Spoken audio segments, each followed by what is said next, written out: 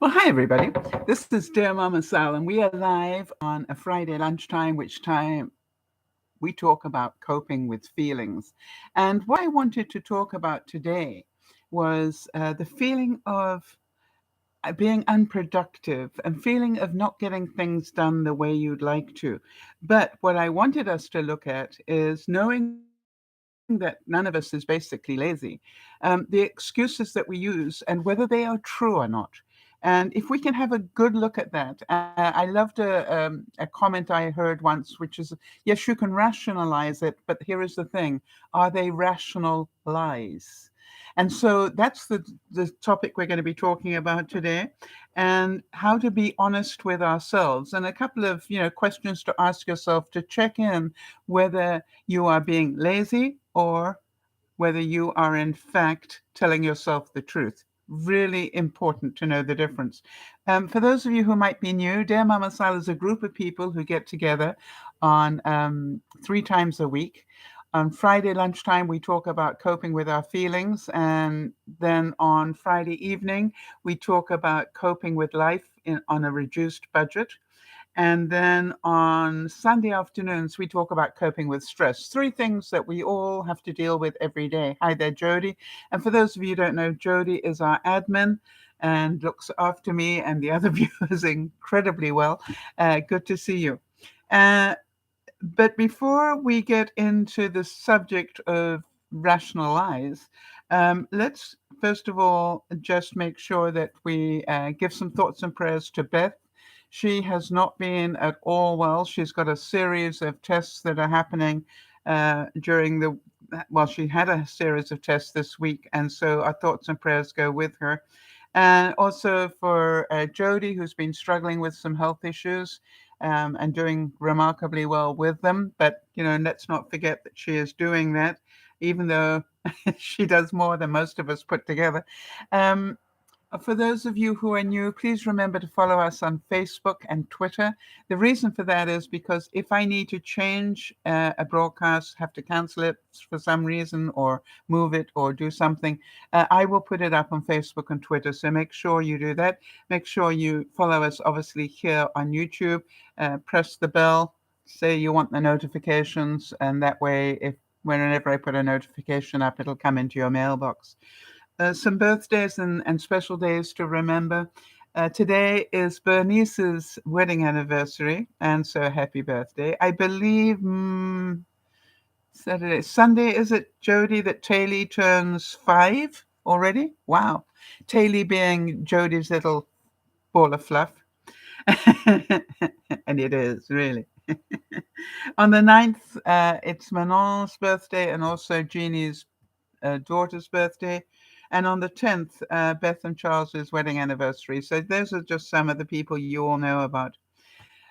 My tip for the week, for those of you who might need it, if you have got deep pile um, bath mats, I don't know if any of you do, but if you've got deep pile bath mats, it's really difficult to put them in the washer because they get so heavy and they throw the balance of the washing machine off kilter. However, I was reading a tip this week that, not this week, a couple of weeks ago, and I've been playing with it, of course, being me. I've been researching it and doing the experiments. But what they said was don't put it in the washer, put it in the dryer. In other words, if you've got dark mats, I happen to have dark, sort of almost this color, dark charcoal gray bath mats. Um, what I do is when I'm doing a black load, I will put the black load into the dryer and then throw in the bath mats with the wet dark load from the washer. Does that make sense? And then what happens as the steam builds up, as the black load is drying, obviously that steam is sanitizing the bath mats at the same time. It's a lot less wear and tear on your bath mats. They'll last a lot longer. And here's another trick I found. I know it's surprising. I also throw in cushions. And you're going, cushions? Yeah, I've got white fluffy cushions, and white shag type cushions. And when I'm doing a white load, I will throw in one of the white shag cushions with my mats that I have in front of my vanity and next to my bed, which are white shag. So I throw those in when I'm doing the white drying cycle. I throw those mats in, but I also throw in a pillow. Why? It helps keep the pillow fluffed up nicely, and it keeps that shag looking wonderful. And so far, it's well worth the effort. So just my thought for the day in terms of a tip that you might want to think about. If anybody else has got any tips they'd like to share that they found out this week, let me know.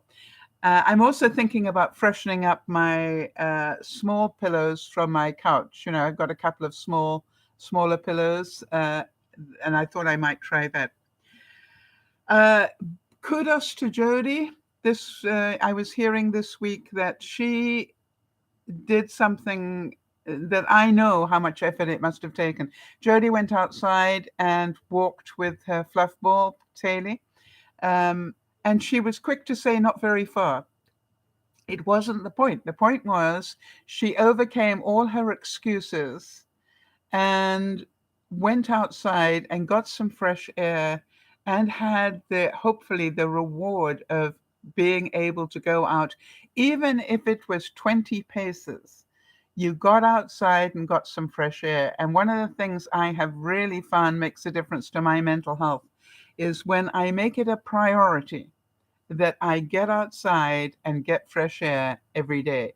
Now, one of our viewers, Charlotte, goes outside for at least 30 minutes a day. And she's done it for over a year, and it's made incredible difference to her mental health. And so if any of you are struggling, think about that. Overcome your excuses and get outside. Your excuses will be wonderful. I know them, believe you me. I've always said about exercise, the problem is not walking. The problem is getting outside the door to go for a walk. And some of you may relate to that. So here's my first quote. Make an effort, not an excuse. So Jody, part of what I want to ask you is what excuses did your brain come up with when you decided that day that you were going to go out with Taylor? Hi, Jeannie. Good to see you. So what excuses did your brain come up with to stop you, to try and stop you from going outside? Maybe that it wasn't safe for you or for Taylor, or, what did you come up with? I'm very interested what you had to overcome. So remember that. Make an effort, not an excuse. Yes, I'm glad I mentioned that first. Jody's saying the safety issue of me walking him. Yes. And so therefore, one of the things I thought about, Jody, that you might let go of him, that you might trip and fall and let go of him, especially after Lionel's experience in the winter. If so, what about actually tying Taylor to your waist? In other words, put on a belt of some sort that you can actually thread through Taylor's leash so that if you fall, Taylor can't get away from you. Would that help that feel a lot better to you? You see, I love it when we can talk about the truth on these things. So my question is, would it be fair to say that we all tell lies, small ones, but all right, we all tell lies. And for some reason we seem to think that little lies are better than big ones. When really, is that true? Be honest with yourself. I guess there are some people that honestly believe they don't tell lies, and that's all right. But the biggest lies we tell ourselves is what goes on inside our head when we don't want to do something. And if you haven't told a lie, then I will be surprised. I love this quote. It says, success occurs when dreams get bigger than your excuses. So Jody, at some point, you must have said, I will hold on tightly to make sure that Taylor is safe. But my whole way of thinking is, if safety of Taily is your issue, then make sure that Taily is safe. And, in other words, even if you thread Taily's leash through a scarf and tie the scarf around your waist, I know it accentuates the waist. Believe you, I know. Or even, you think about, you're a very creative person. Have put a long purse, you know what I mean, a shoulder purse across your being, and then thread the leash over that so that you've got that if you don't want to tie something around your waist. But I actually was giving it some thought, and I wondered, what would be your biggest excuse to overcome, and the safety issue came to my mind as well. Yeah, clip. Um, I'm certain you'll find a way, but I think it's going to help you with the weather getting better. I think it's going to help you take little steps forward, literally.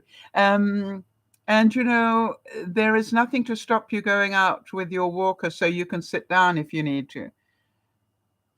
Does your walker allow you to sit down? I'm not sure. And now that I think I made an assumption there.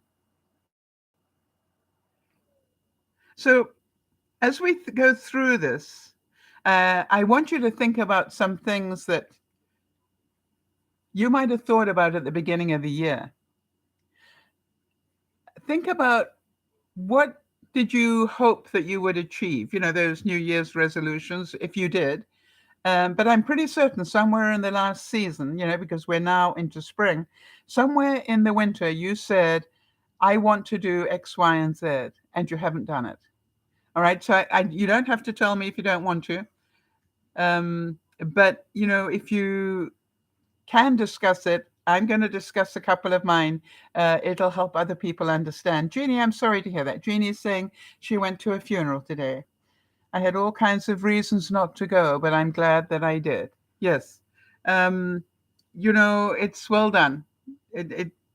I agree with you. There are all sorts of reasons not to go. Mind you, I must admit, in my life, there are a couple of funerals that I should have gone to, and I chose not to, because I thought it would be a lie to go and celebrate that person's life. Now, that was a very personal thing. That there are a couple of people in my life that I was very close to, but didn't necessarily stay very close to through various actions. And to celebrate them, I thought that was a lie, and so I didn't go. I wonder how you feel about that. So let's talk about that. Make excuses or make changes. This one is an important one. All right. Is sometimes what we need to do is change the goal a bit rather than make the excuse. That's wonderful. Jeannie's saying that the woman, well, not wonderful, but sad that she passed, but the woman who passed was an active member of the Women's Council. Well, that's definitely somebody you want to honor. Right. So here's another quote followed by an example. All right. If it's important to you, you will find a way. Is that true? If it is not important to you, you will find an excuse. Have you ever thought of it about that way? You see, if it's really important to you, you'll find a way of doing it. And if it's sort of ho-hum, you won't. Now, the example I want to give you is so that we've got practical examples. And if you've got examples from your life, go right ahead and share them. You'll remember that I said I wanted to repaint the cupboards in my laundry room, both inside and out. The whole house got repainted, and for some reason after the fire, they did not repaint that one set of cupboards in my laundry room because they said the paint was such that, it could be washed rather than repainted. So, and it is duck egg blue, very pretty, except It's obviously very old, duck egg blue. And so what I said to myself was I want to repaint it. And being somebody that thinks forward, I already have the paint, I have the brushes, I have the new hinges all ready to go on, once I've taken the hinges off. And so everything's ready to go, except I haven't done it. I said I was going to do it in the winter, and I didn't. So the question is, why? What do you think? Why would I not do it after I've got all that ready? I don't have an excuse not to do it. It's all there. It's not like I've got to wait for something to arrive or I need the right tools or whatever. It's all in one cubie waiting for me to start. So think about that. I gave it some thought, and I came up with lots of excuses in my mind, which surprised me.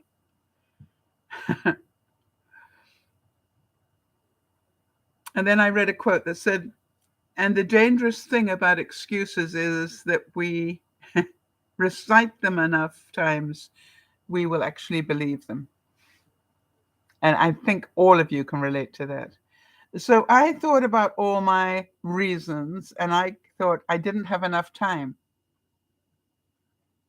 Now, I asked myself, is that the truth? All right, this is what I want you to get into the habit. When you hear your mind give you the excuse, ask yourself, did you have enough time? And my answer was, well, think about it, Sal. You had enough time to binge watch an awful lot of programs. So time wasn't the issue. Do you understand the process? So time wasn't the issue. Motivation maybe, but time wasn't the issue. I didn't feel like it.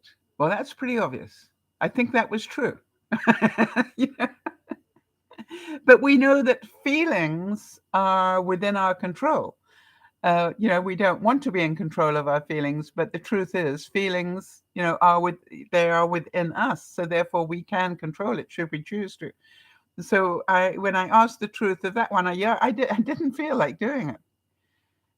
But then I asked myself, why not? What's the truth about why not? And then I said, well, it looks like hard work.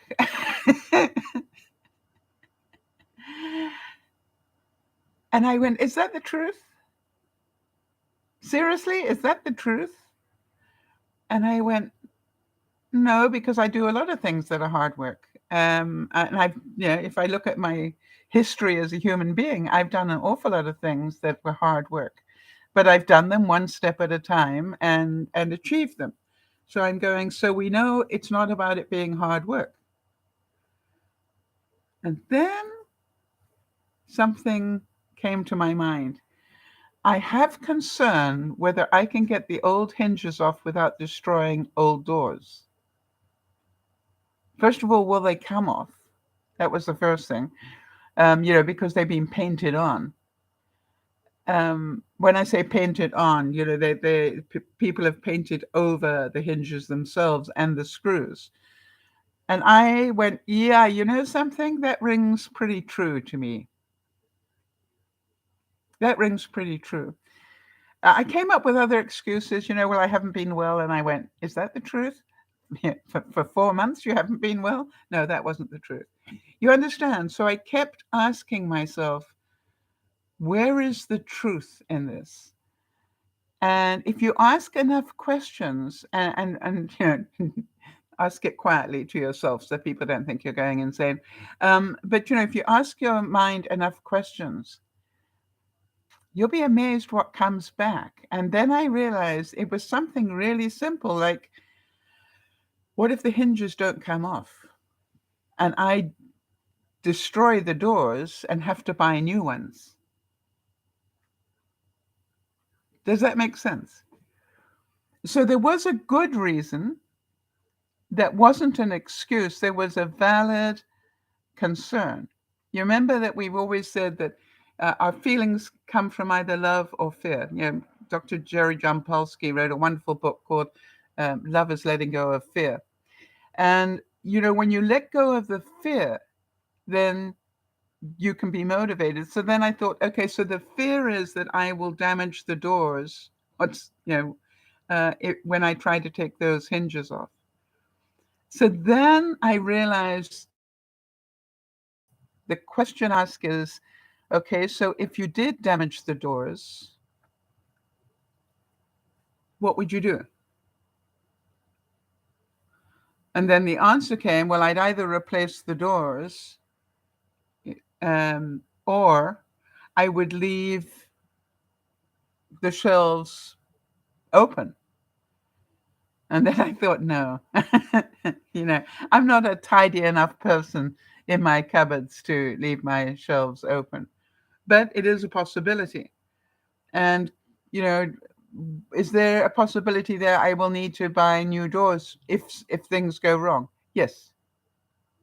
But will it go wrong on all of them? Not necessarily. You understand? Now, Jody's saying, I wonder if the smell of paint would have been overwhelming.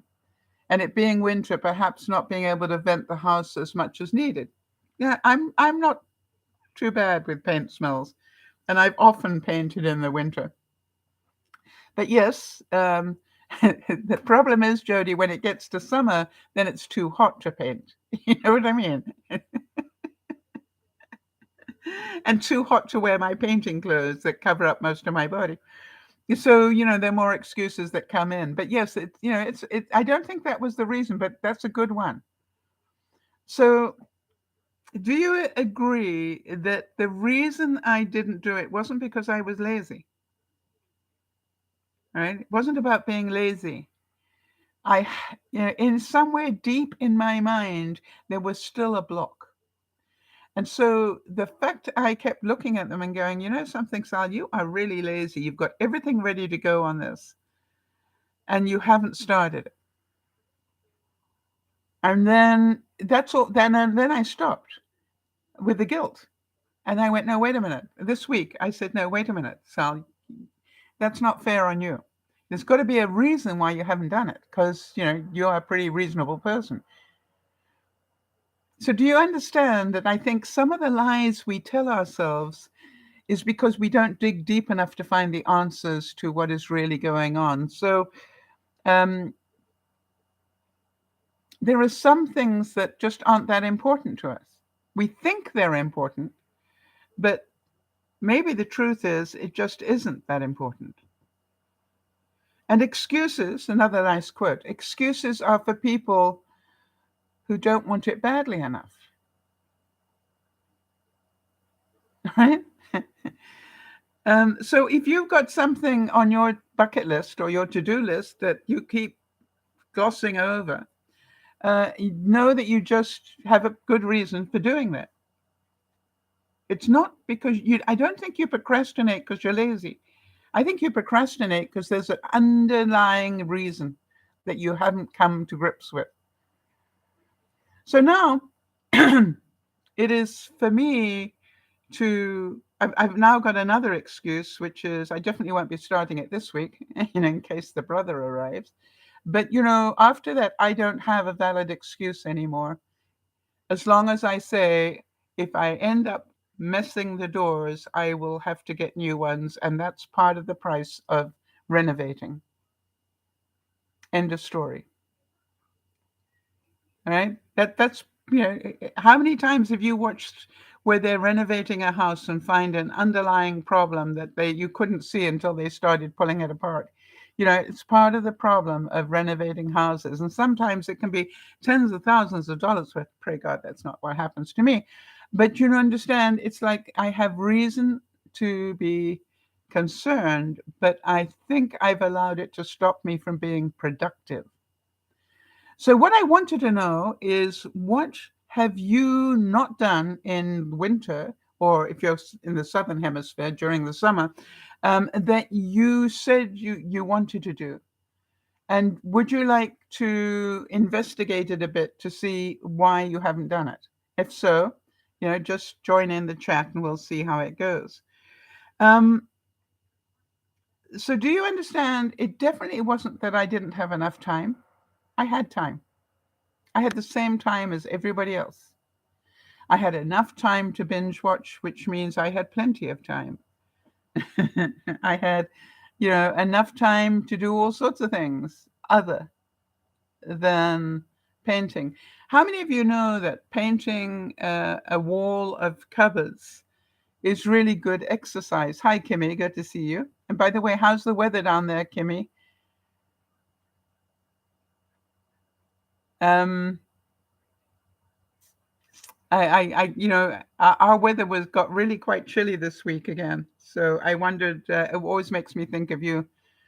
I think you're Wyoming, right? Have I got this right at last after all these years? I hope so, Kimmy. So do you understand? I had plenty of time. I just chose to do other things with it.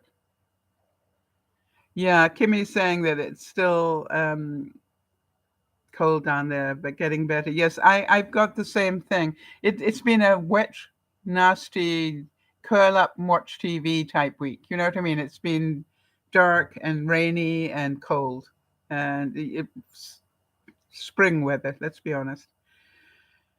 Ben Franklin said, "He or he that is good at making excuses, seldom is good for anything else." um, yeah, that's the truth, isn't it? And so, how do you feel when you make excuses to not do something you know you need to do? Itchy nose again. Sorry. Um, how do you feel? I know every time I walk in and see those cupboards, actually, most of the time I don't see the cupboards. You know what I mean? They're just there. I don't stop and go, "Oh, I still haven't done that." But I'm amazed. At least 2 or 3 times a week, I look at them and go, "So you promised yourself you were going to do this, and you haven't." And so I end up with a feeling of dis-ease, of guilt. And 4 months of, well, 3 months of being sick, that wasn't true. I wasn't sick for 3 months. Yeah, I was sick for some of it. Yep, I agree. And pretty darn sick. I think I had COVID. Yeah, Jody's saying, I feel like I cheated myself. But Jody, have you got an example of something you said you wanted to do and you haven't? By the way, Kim is just mentioning that the temperature there is 60 Fahrenheit now. Ours is about the same, Kimmy, just so you know. Yeah, ours has been struggling to get over that. And it's going to get colder by Wednesday, I believe. It's going to get down quite a bit more, down to sort of the low 50s, I think. So, all right, sewing projects that are waiting. All right, projects with an S. Which one sewing project, if you had to put them in priority order, using whatever priority you like, the most fun, what would be the priority? I know that you're going to make the mug rugs, right? Is that what you're talking about? Just so that I know what we've got in store here.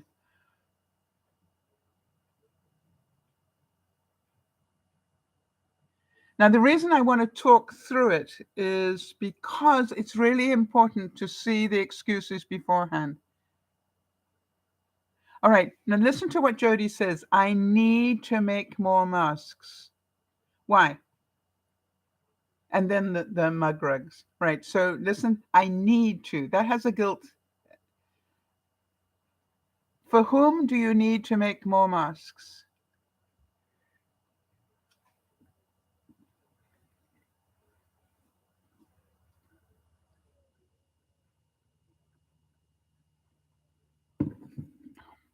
All right, and this is why it's important to ask the questions, to find out whether it's the truth or a lie. You need to make more masks for yourself and Lionel. Question, um, For the all right. Why? Why do you need new ones? The ones we have good are usable, but getting past their prime. All right. So now most people just go and buy them El Cheapos now at the pharmacy.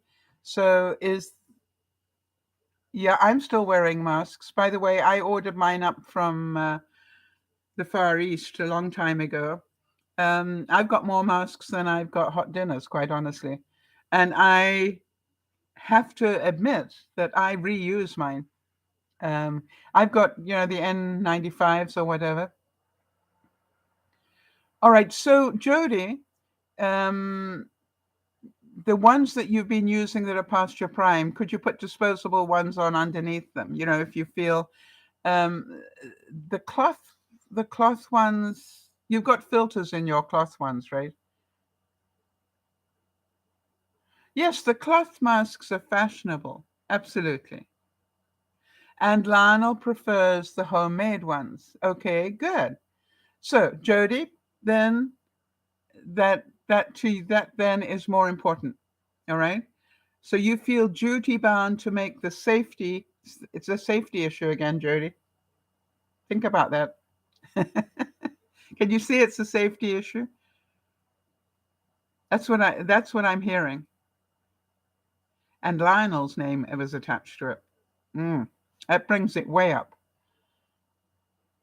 So if you are honest with yourself, right? If you're honest with yourself, how long does it take you to produce 2 more masks? Allowing for the fact it's difficult for you to cut things out, and Lionel will help you, and all the other things that we know go in. So give me a practical time that it takes to make 2 masks. Is it a day? Like 8 hours? 4 hours each? 2 days. All right. So it takes 2 days to do. So a mask a day is basically what you're capable of doing at your current mobility.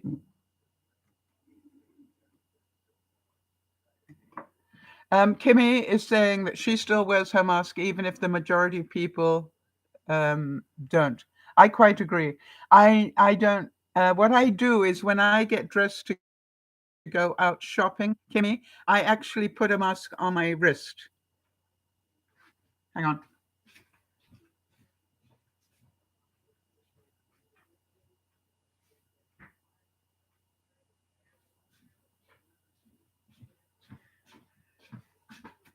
This is just a cloth one, but I literally will get dressed like this. So I know I've got my mask with me, all right? And I can keep it there. So I don't have to go hunting for it. I can just keep it on my wrist. Yeah, I have about 6 hanging over my gear shift. And Kimmy's saying she's got them hanging on her in her car, all right? So I do this because this way I know. I also keep, now that I think about it, hold on.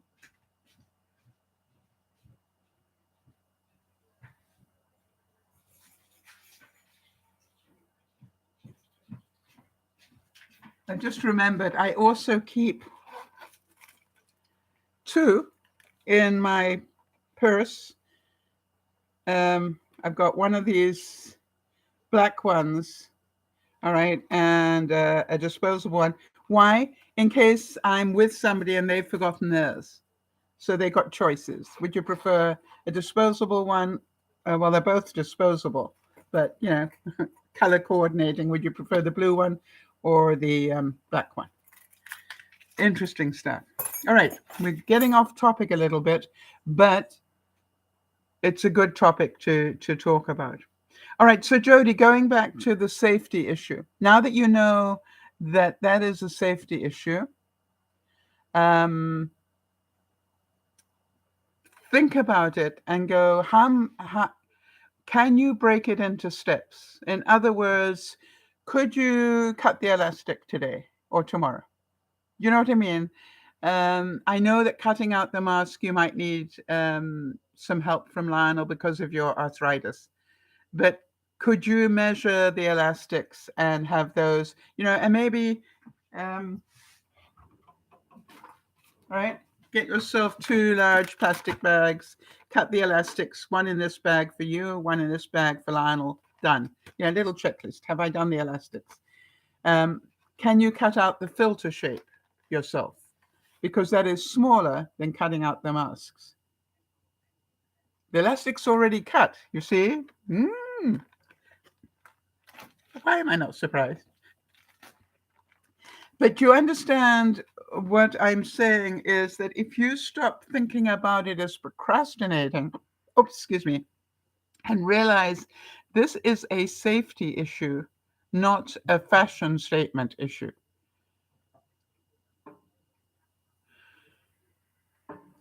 All right.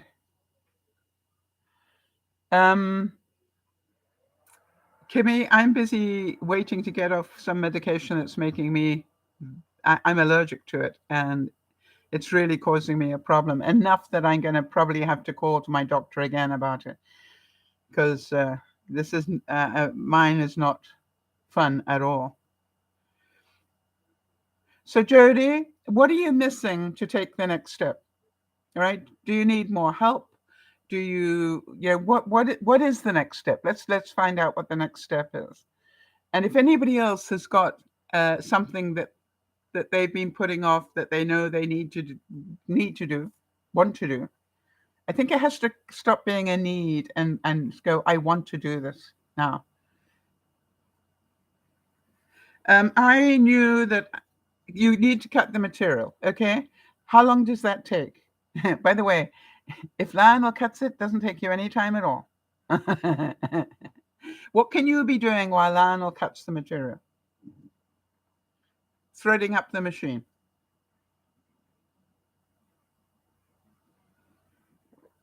So what I'm recommending, Jody, is that you need to make time.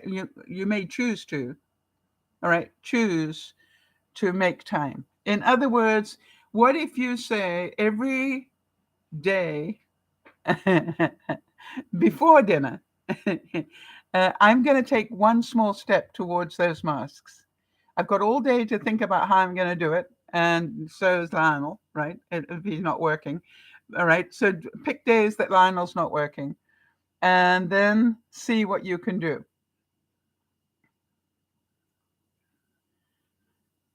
All right. And just go, I'm doing this for safety. Why am I, waiting on this? There's got to be another reason, Jody. What is the reason? Because you care about Lionel's safety and your own more than most people.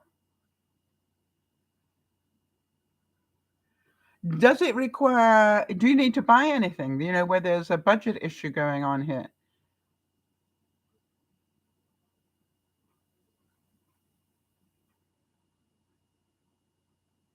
What I'm saying is keep digging with this, Jody, to find out what it is that's stopping you.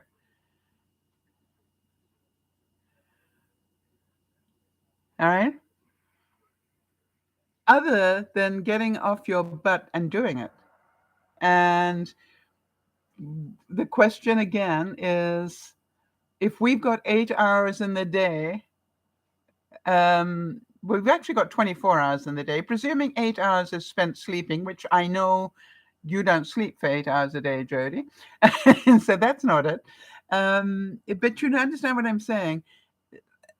If you want to get it done, and I believe you that you do, then it needs to be part of your day.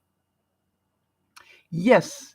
There you go. All right. Jody's saying, I've been occupied with a lot of paperwork that has drained my energy.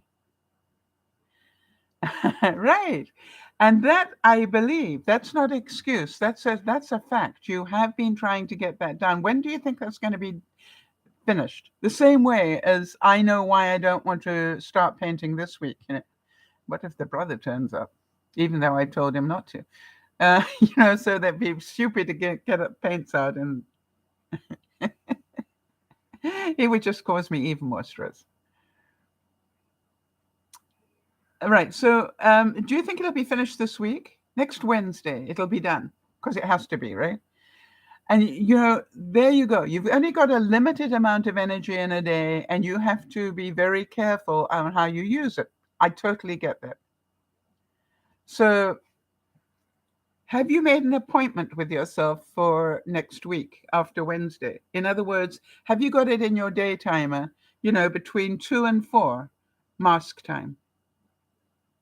Or if that's a day for a double header for Lionel to go to the baseball, don't put it on Thursday, right? Find it not Fridays because you're pretty busy on Fridays with broadcast. But you understand what I'm saying? It's like slot it in. Yeah. And I can't do anything until next week either. Not next week, the week after that rather.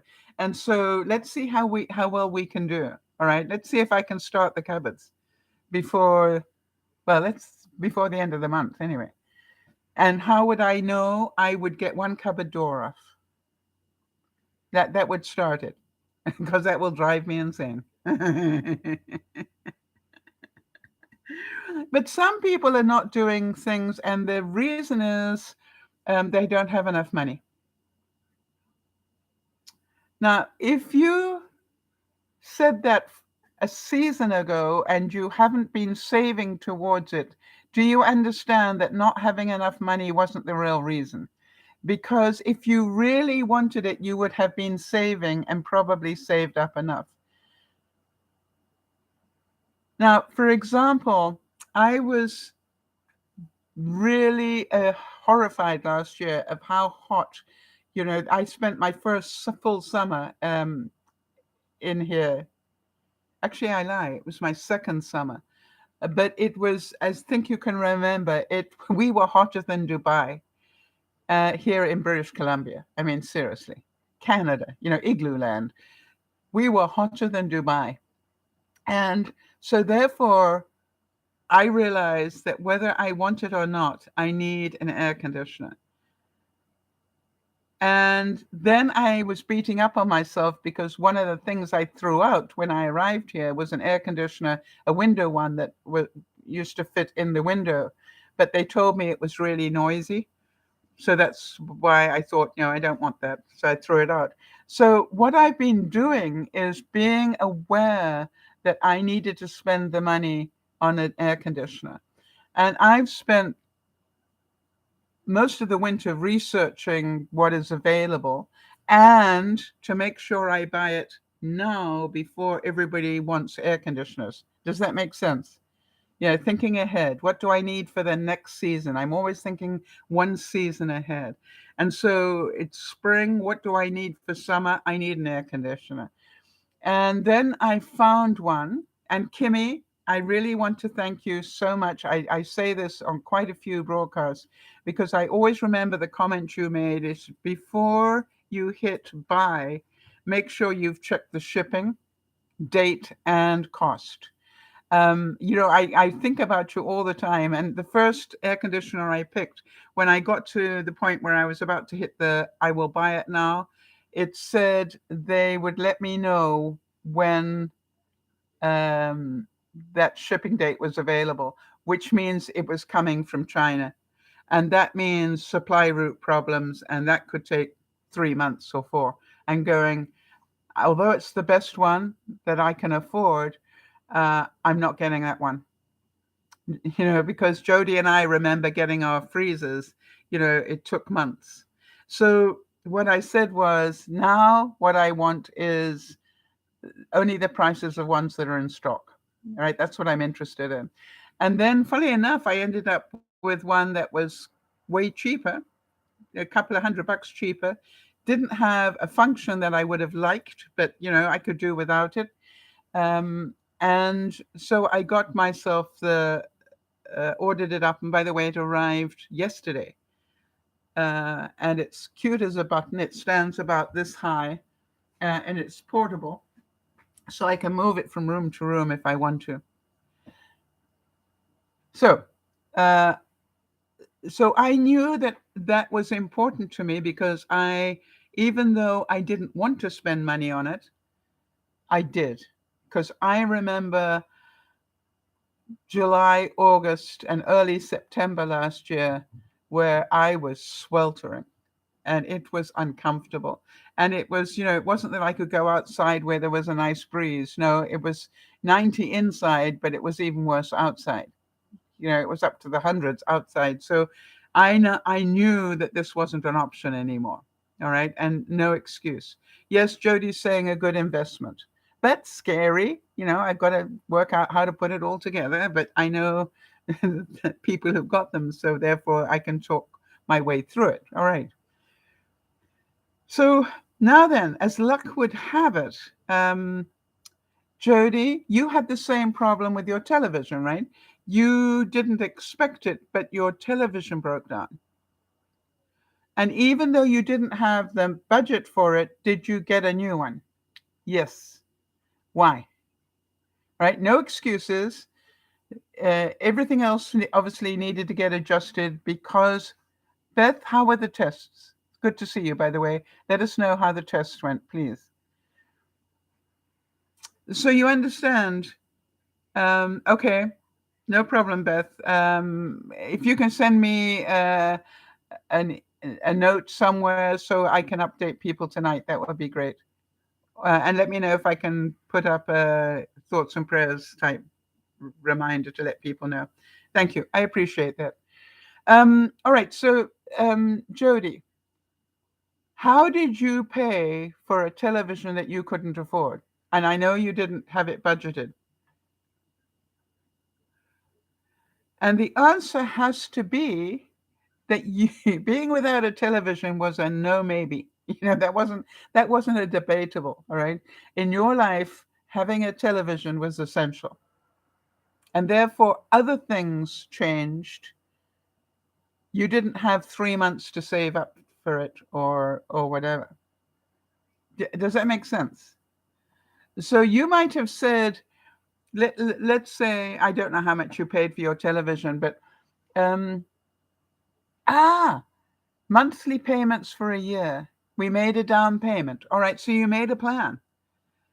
But do you agree that if I'd said to you, oh, I think it's time for you to have a new television, all right, you would have said, oh, we can't afford one. But, when you had to, you can. Kimmy's saying it's weird. TVs are cheaper now. I was amazed when I had to redo my one television. I was amazed. You can get, a television with Roku here for like under $200. I mean, and I'm talking 32-inch. I didn't get a huge one. I don't need a huge one. But it was just like, and it's an unbelievably good picture, as Jody will tell you, because she's seen pictures of the picture. Life, yes. See, Jody is saying that life with no television is a no-go. Even though we've got all the devices that we can watch things on, life without a television is a no-go. All right, that's a luxury. It was life without a fridge. For some people, life without a dishwasher. For me, life without Clarence the cleaner, my robot. I can do without Clarence quite a lot. But you know something? You know what I notice? And I want to give you a practical example. I dust my place and I have a hand, what do you call it? A stick vac that I sort of use for just picking up things now and then during the day. But yesterday I realized I hadn't sent Clarence round to do a good cleanup. I was horrified how much crud Clarence picked up. And that's why I like Clarence, because even though my place looks like it's clean, he picked up a full container. The container's only about this big, but he picked up a full container of hair and crud from my house. Scary. Now, hair obviously takes up a lot of room, but you understand that's why I like Clarence and why I like to send him around, preferably every week. Sometimes if I send him around twice a week, even better. And if you have a dog that sheds, I would say that's a no-brainer, really. However, having said that, I remember I have just bought the air conditioner, and here is the thing. The very next day, my cordless vac. Hang on a second.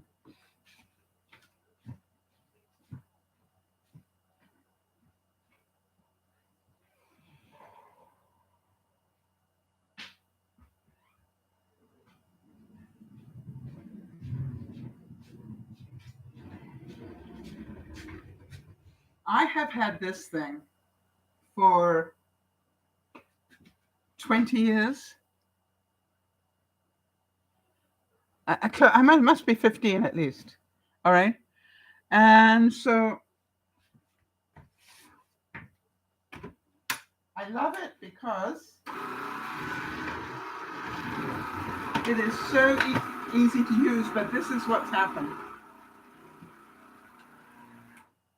All right. Which is part of the handle has just worn out after 15 years of use. Now, can I still use it if I'm really, really careful? Yes. All right.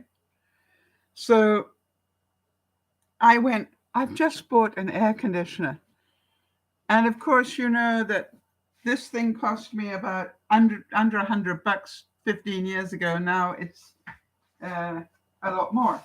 So, and it's going to be a lot more, even more so in the next few things. Can I glue it? I thought about that. The only thing is, if I glue it, then its maneuverability will change. So the answer is yes, I could. And I'm going to. But because I think that the maneuverability of it will change, it won't be as useful to me. So the question was, I can't afford it. And then a voice in my head said, yes, you can. And then I had that argument, no, I can't. I've just bought the air conditioner. But yes, you can. Think. And I'm going, what? And I listened to that voice in my head, and I'm going, where have I got money that I can spend that will buy me a new stand-up vac? And then I remembered I have points on my visa, serious points on my visa. I keep points on my visa for that reason, so that when I want what I call a luxury item that really isn't essential to my life, all right, then I can go to my visa points and maybe get it through there. So I went, that's interesting. And here is the thing. I would have bought another one of these.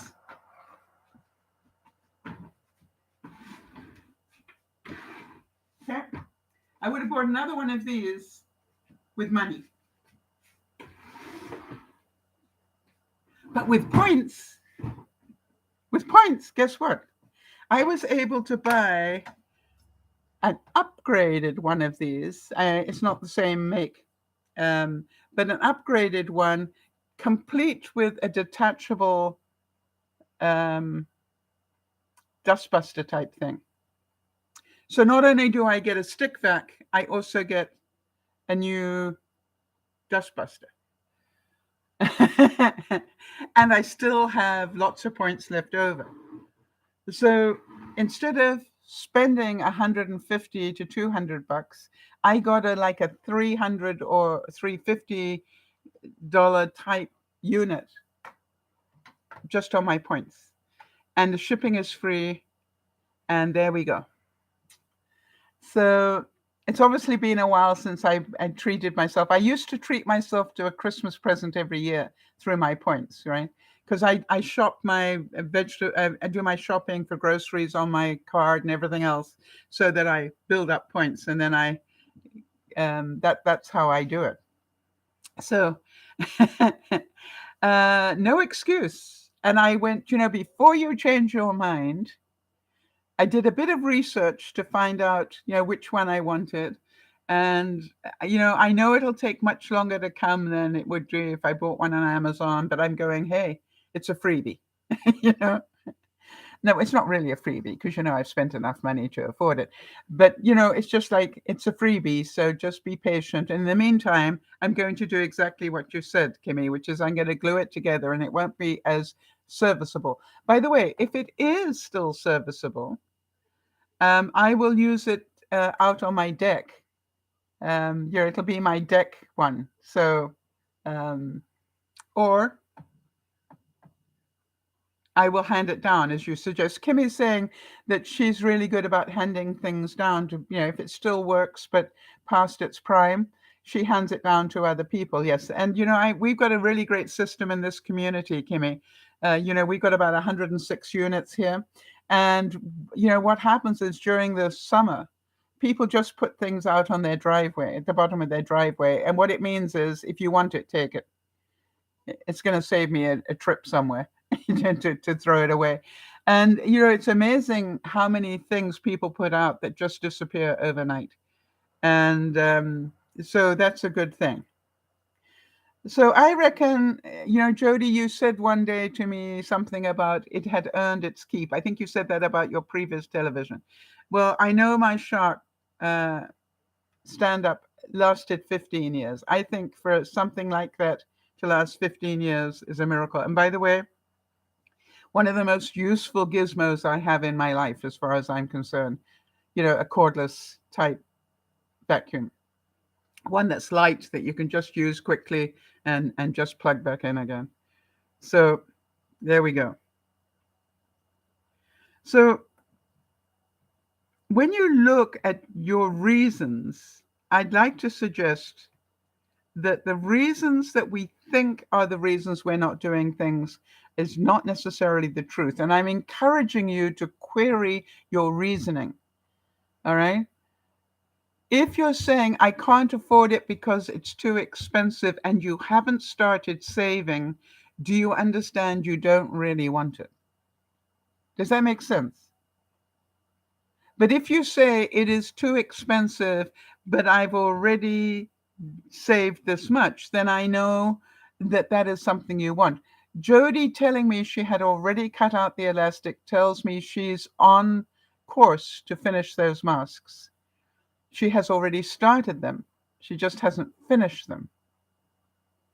So she needs to change her motivation and see the truth of why she's not doing it. And the truth was she has only got so much energy in her day because of her illnesses. And at the moment, she has a critical thing where she has to finish all this paperwork for the insurance company before next week. So that's a no-brainer. But does that stop Lionel from cutting out the masks, Jody? That would be my next question. The fact that you need to finish the paperwork, could Lionel be cutting out the masks for you?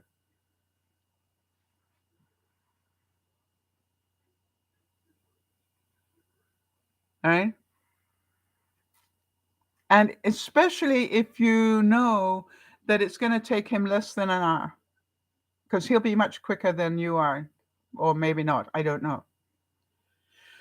So here's a nice quote. It says, "The only person who is truly holding you back is you.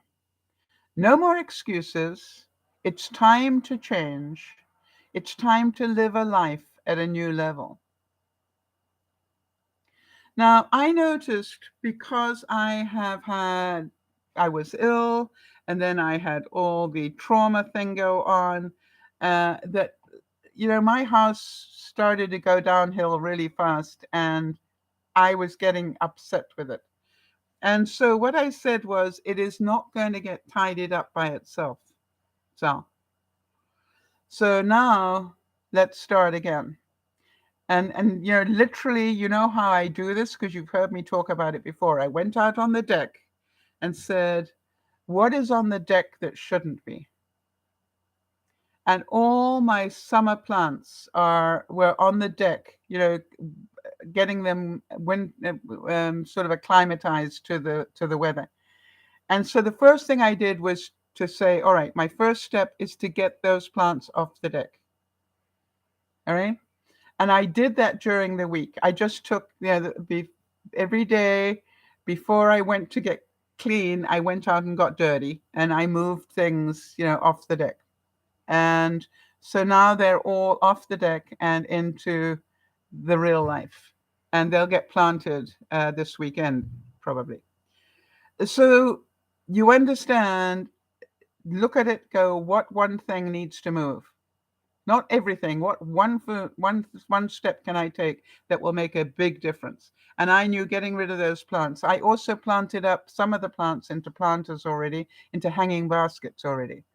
So, every day I did a little bit more, like spent 10 minutes, quarter of an hour. One day I spent half an hour. You understand, just going just one step, I'll feel better about it.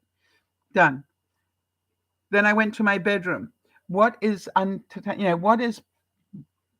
getting you angry? Yeah, I nearly said something else, but getting you angry about your bedroom. Well, the reason is that I had something I was building and it was taking up space in my bedroom and it looked not good.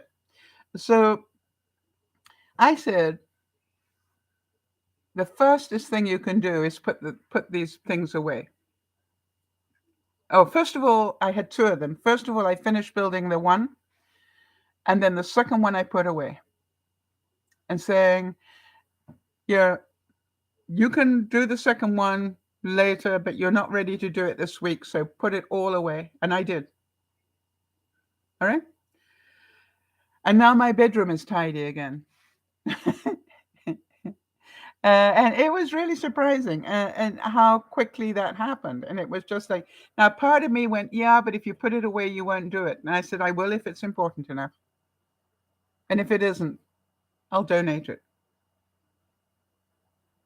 Quite simple.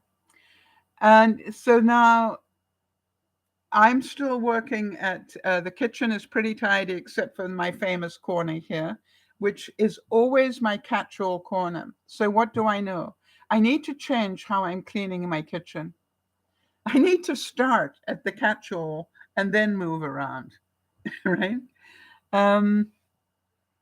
Does that make sense? So if I keep doing what I've always done, which is I start over here, you can't see this, but there's a fridge here and then a big countertop.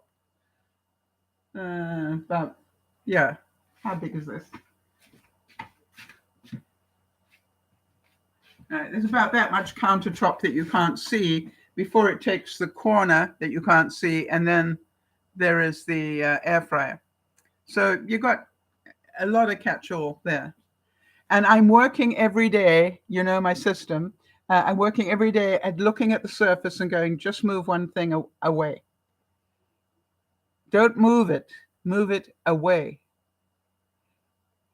And, if you do that on every surface, I've got a lot of stuff here that is plants. Yeah, and that's part of my life.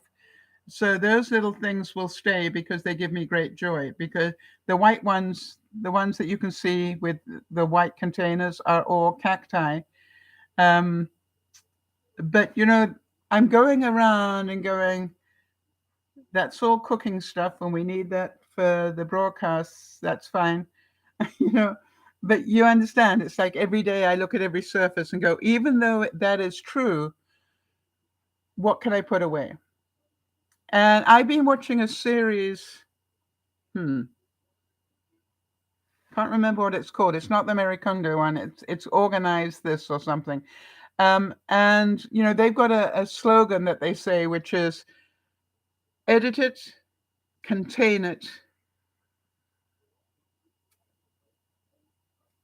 and something else I can't remember. But the important one, obviously, is edit it. In other words, do you really need it? And if not, why have you got it? And then secondly, if you do need it, then contain it. In other words, don't have everything out. And one of the things I learned when I was selling my house is one thing on every surface. Now that's great on you understand, just the one kettle on my stove looks great. Agreed? The one appliance on that worktop looks good.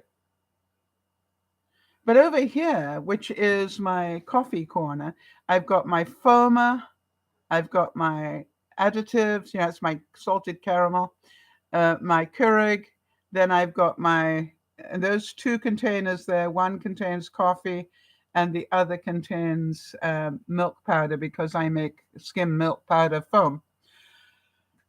Lot of stuff there. And I know what you're saying, put them in the cupboard up there. And you're right. That's where they should be. A lot of that stuff should be there. The two containers could stay. The Keurig can stay. But think about this. What could I do with the additive? Well, I could decant it into a small thing like this and just squirt it rather than have the fancy bottle. And this would fit very nicely into that cupboard, even though that cupboard's got quite a lot of stuff in it. Does that make sense? In other words, edit it down and then contain it within the cupboard. These things made a lot of sense to me. Edit it down, contain it. Every day when I do a broadcast, I put out, as I think you know, my little whiteboard in case I want to show you something. But I also put out my eraser and my pen so that they're ready. But I've always had them sort of like this. And what happens? 9 times out of 10, the pen rolls somewhere and I end up having to search for it. So I went contain it. So now I've got this contained. It's not going anywhere. Much better plan. And after I finish the broadcast on a Sunday, I close down this computer and I put my remote keyboard, right, on top. And then this goes on top, and then this goes there as well. All right, it all goes into the cupboard and the cupboard closes. So it's all contained. And unless you know about it, you don't know that this is a broadcast cupboard. But good idea? I think so. Definitely works for me. So think about it as making choices. Jody, when you make the choice, let me ask you a question, Jody. If I paid you $1 million, I'm not going to, Jody, just so we're clear. But if I paid you $1 million to take one step towards those masks before Wednesday, would you do it?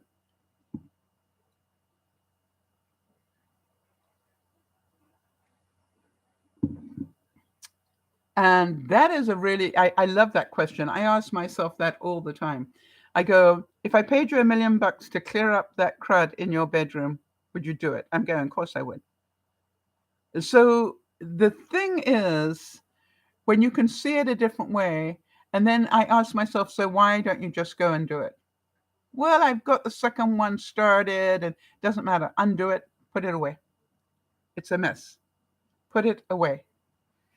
And maybe in the summer you can take it outside and do it, outside when you got more time and play with it there. But you don't want it in your bedroom.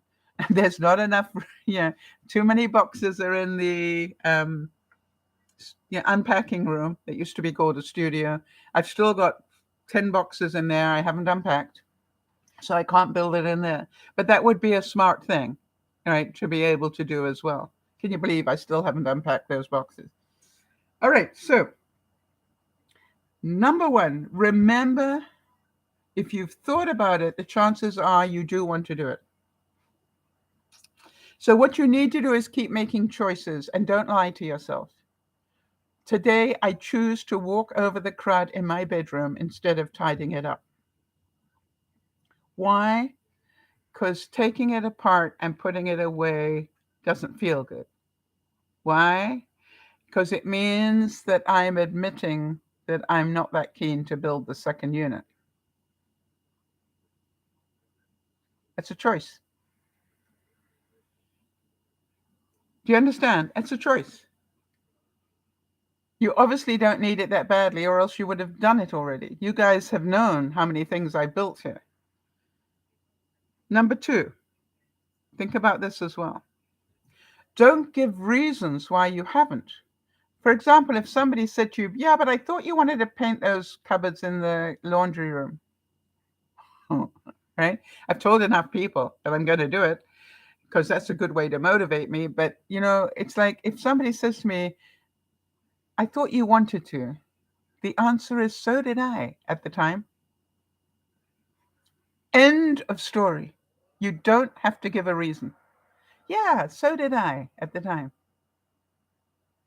But if you want to get it done, then you do need to talk more about it. All right. You need to stop lying to yourself. You need to find out what you need to get over, right? Get over it so you can carry on doing something with it. But you don't need to explain it to other people. The person you need to explain it to is you. And don't lie. Get to the bottom of it. Make sure. And if you get to what you think is the bottom of it and you're still not doing it, you understand you still haven't got to the real reason. Jeannie's saying she loves this. So did I. Yeah, it's just like, right, anybody tries to lay that sort of a guilt trip on you, all right, agree with them. The fastest way, I want to tell you something. I learned this one some time ago, Jeannie, which is instead of defending myself, agree with them. It shuts them up.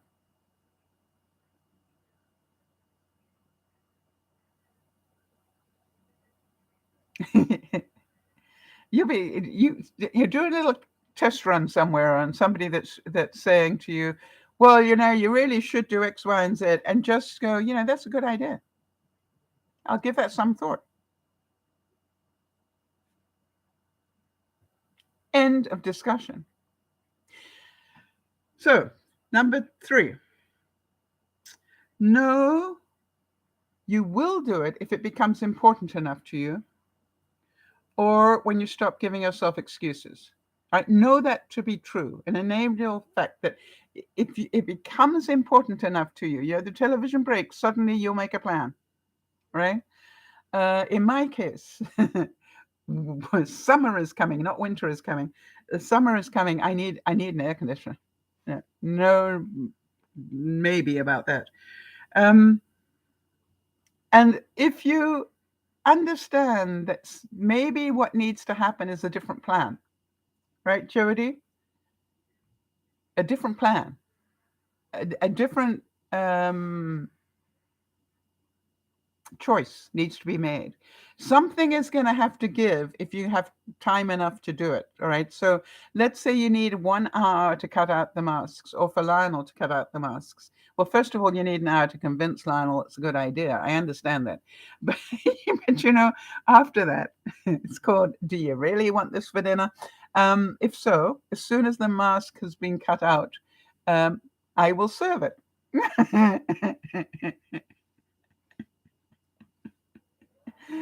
Or whatever it is that, you make it fun.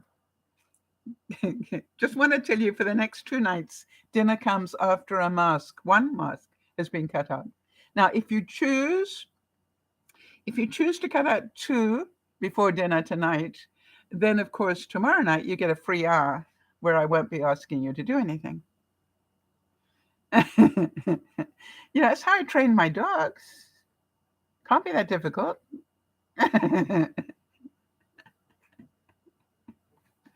Mind you, dogs don't answer back that much. So. Right, number 4. Concentrate on how you will feel after it's done. Jody, how will you feel when those 2 masks are ready? All right. Will it be more than just, oh, they look so pretty, which we know they will?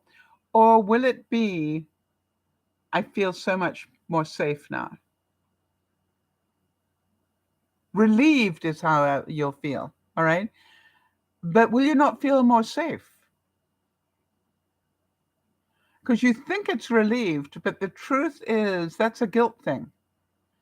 I would like to say that you will feel safer once you've got them. And if you concentrate on, you are doing this for safety rather than because you have to. If you're doing it for safety, it's a lot easier to do. Now, I want to tell you about a friend of mine, a guy I went out with many, many, many, many years ago. And I remember going to visit him one day, and he opened the door, but he was completely covered in painting clothes and paint covering the painting clothes.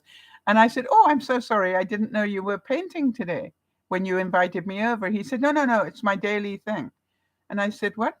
And he said, "Every day when I get back from work, before I start relaxing, I put on my painting clothes and I do the next section of the wall." He said, "I'm repainting, this room. So what I do is every day I get home, I immediately change into my painting clothes before I cook dinner, before I find an excuse or sit down and watch the news I paint another section of the wall of that room." And I said, "That is an amazingly clever way of doing it." He said, "Yep, it just takes discipline. And I've just about repainted the whole house this way." So do you understand? What he taught me was you can do it if it's part of your routine. In other words, every day before I have my shower to get clean, which is later in the day, I used to shower, at a different time. I used to, get up and shower. Now I don't. I get up, get my dirty clothes on, and then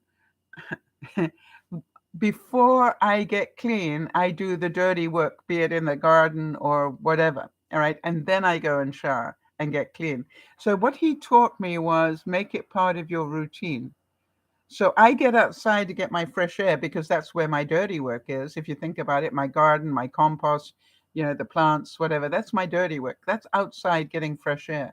So it's a twofer, right? It's part of my routine to get fresh air and get dirty.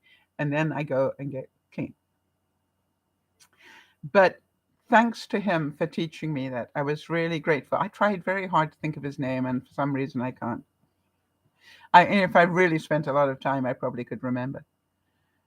Yes, Jeannie's saying this reminds me of Charlotte going out every day. I actually had that as part of my comment, right? That Charlotte, if I didn't mention it already, Charlotte goes out for half an hour every day. All right. And that has helped her mental health and obviously her regular health. Now, what does she do? She normally walks. And so, but she doesn't say, "Oh, it's raining, therefore I can't."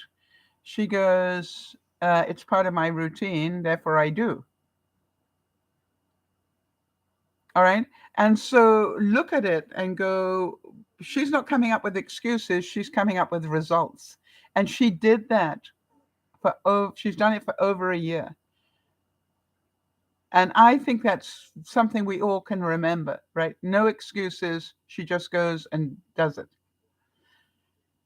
Can you imagine how much we would get done if we didn't have excuses? We'd move things around in the day, but if you could take one step every day in what it is that you said you wanted to do. Now, I learned something else. Have you noticed, well, maybe you haven't because of the pandemic, but if you go to a hotel, there's nearly always a checklist on the back of a door in a hotel. And the checklist is there because the way hotels clean rooms is they have a checklist of things that have to be done every day. And whoever does it checks it off and puts their signature next to it to say it's been done. All right? They don't ask the cleaning staff, the housekeeping staff to remember. They've got a list. And what they do is, as they do them, they check them off. Now, it's a twofer because if they find the room isn't clean, they go to see, did this person say it was clean and didn't do it? If so, they don't have a job because that was a lie. Do you understand? It's a really good way of doing it. Some of you have a daily checklist of things that you do. It's probably in your head. But boy, if you actually had that checklist going down every day, have I taken my meds? Have I, had my shower? Have I done this? Have I done this? Have I done this? Right? You'd not, it needs to be on one piece of paper, right? That you can have it maybe for a month and just do the check marks. It's interesting to see what you get done when you do that. And if one of those is, have I spent 10 minutes on my task of the week? Jody will tell you most weeks I will tell her what my task is this week. All right, I've got a sort of, in my mind, I've got, okay, this week I want to concentrate on. And what I will do is spend 10 minutes a day concentrating on that thing. Normally a little bit more, but if I've done 10 minutes, I am guilt-free. How many of you understand that some of these things that we say we want to do have some element of fear attached to them? Remember what I said about getting those cupboard doors that have been up there for 22 years, 40 years. Now that I think about it, those cupboard doors have been, those locks are old. No, 90s, 2000, 10, 20. Yeah, all right. So 30 years.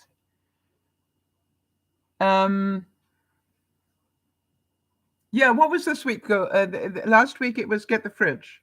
Right, I'm still working on that. Didn't quite get it done. Remember, something got in the way. But I now have all of the fridge except for the right-hand door, which will get done this weekend.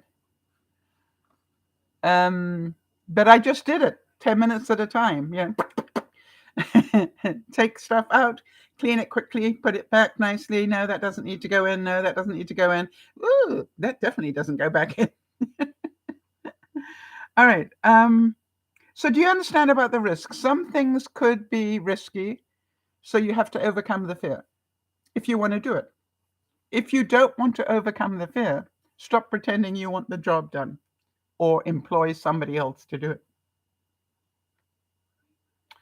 I believe that if I have thought about doing it, I'm probably capable of doing it. I didn't start off by saying I need to get somebody into, right? That wasn't part of it. I would like to say that most of us completely overextend ourselves. In other words, we've got so many different projects that are on that to-do list that there is no way we could ever achieve what we think we can achieve. Right? It's unrealistic. And therefore, what needs to change are your choices about what is important this season. All right? I'm inclined to work on seasons. What is important this season? I know you'll be surprised to hear this, but I already have started collecting seeds for the autumn. Why? Because I will grow those plants hopefully in the summer and then put them out ready for the autumn.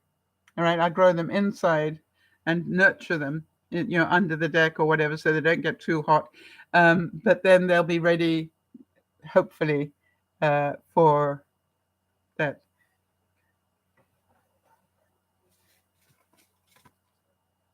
Yellow, nice and bright, for Sunshine Cottage. And then I'm also just planted yesterday. I'm planting calendulas. These are summer ones, but I am planting them now knowing that they will come up late summer. And I don't mind if they only just flower a little bit. They will be so pretty. I also yesterday did some mixed summer plants to put in between the other ones that I've got. All right. Next thing, is the idea too big? In other words, can you take a smaller step? Cut out the elastic. Already done. All right. What's the next small step? Get the material out, ready for Lionel.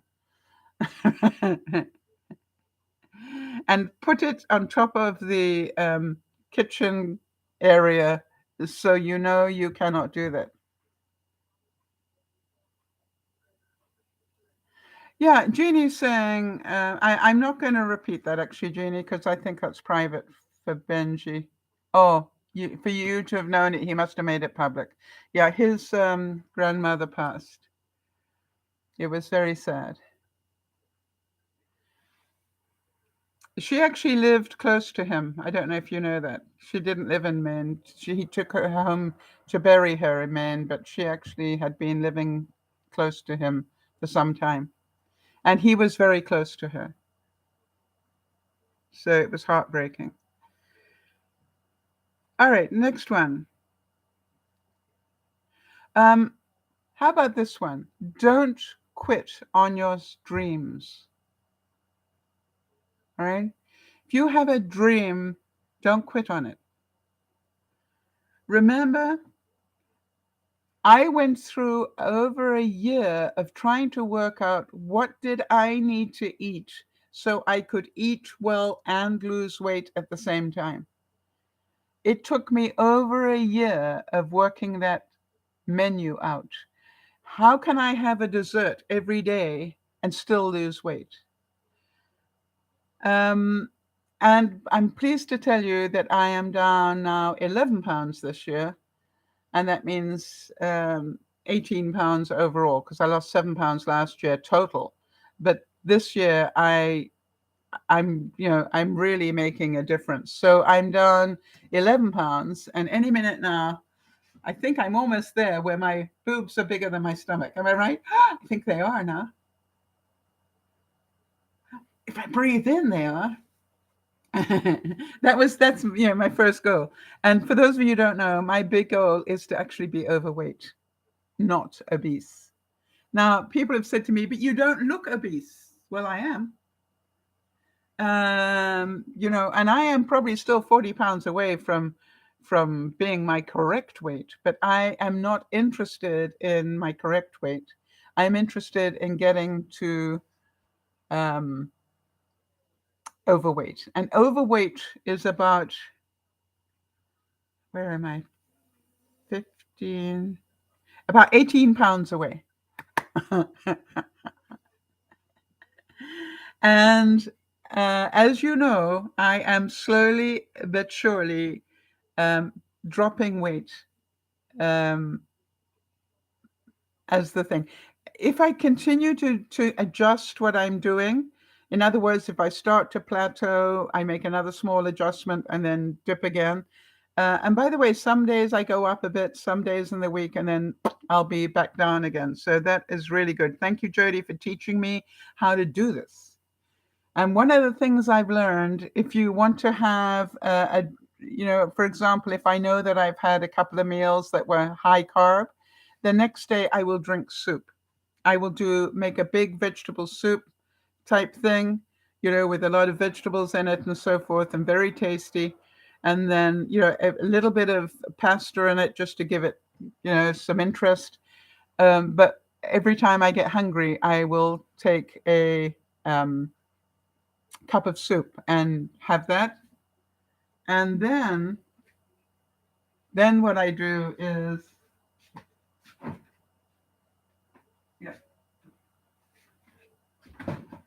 and then I blend it all up some days so that it is more like a cream soup. And that is how much I make every day. It's about a cup, a mug. I got big mugs. And I have that every day. And I'm doing that because I'm trying to use up vegetables in my freezer. So every day I start my day with, it has to be part of your routine, remember. If you really want to do it, it needs to be part of your routine. So what I do is I don't eat until later on. I haven't had anything to eat yet today. I will start with, I will have a smoothie that has some fiber in it. I will have a fiber smoothie first of all. And then after that, I will have soup, and then maybe a soup and salad. I then have my bread for the day. Allow myself bread every day.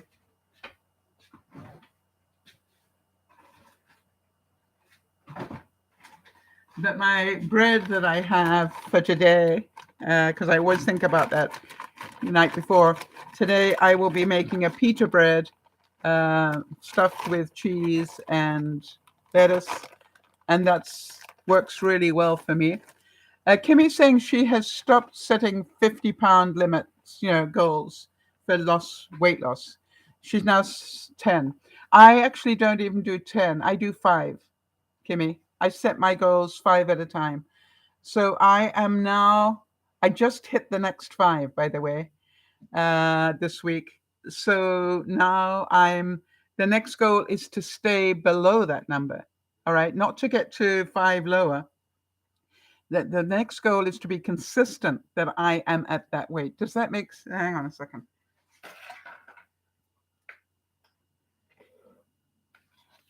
All right. So what has happened with my weight loss is I started up here and I sort of came down and then I went up and then I came down and then I went up and then I came really down, which is what's happened to me now. All right. Is I had this big drop.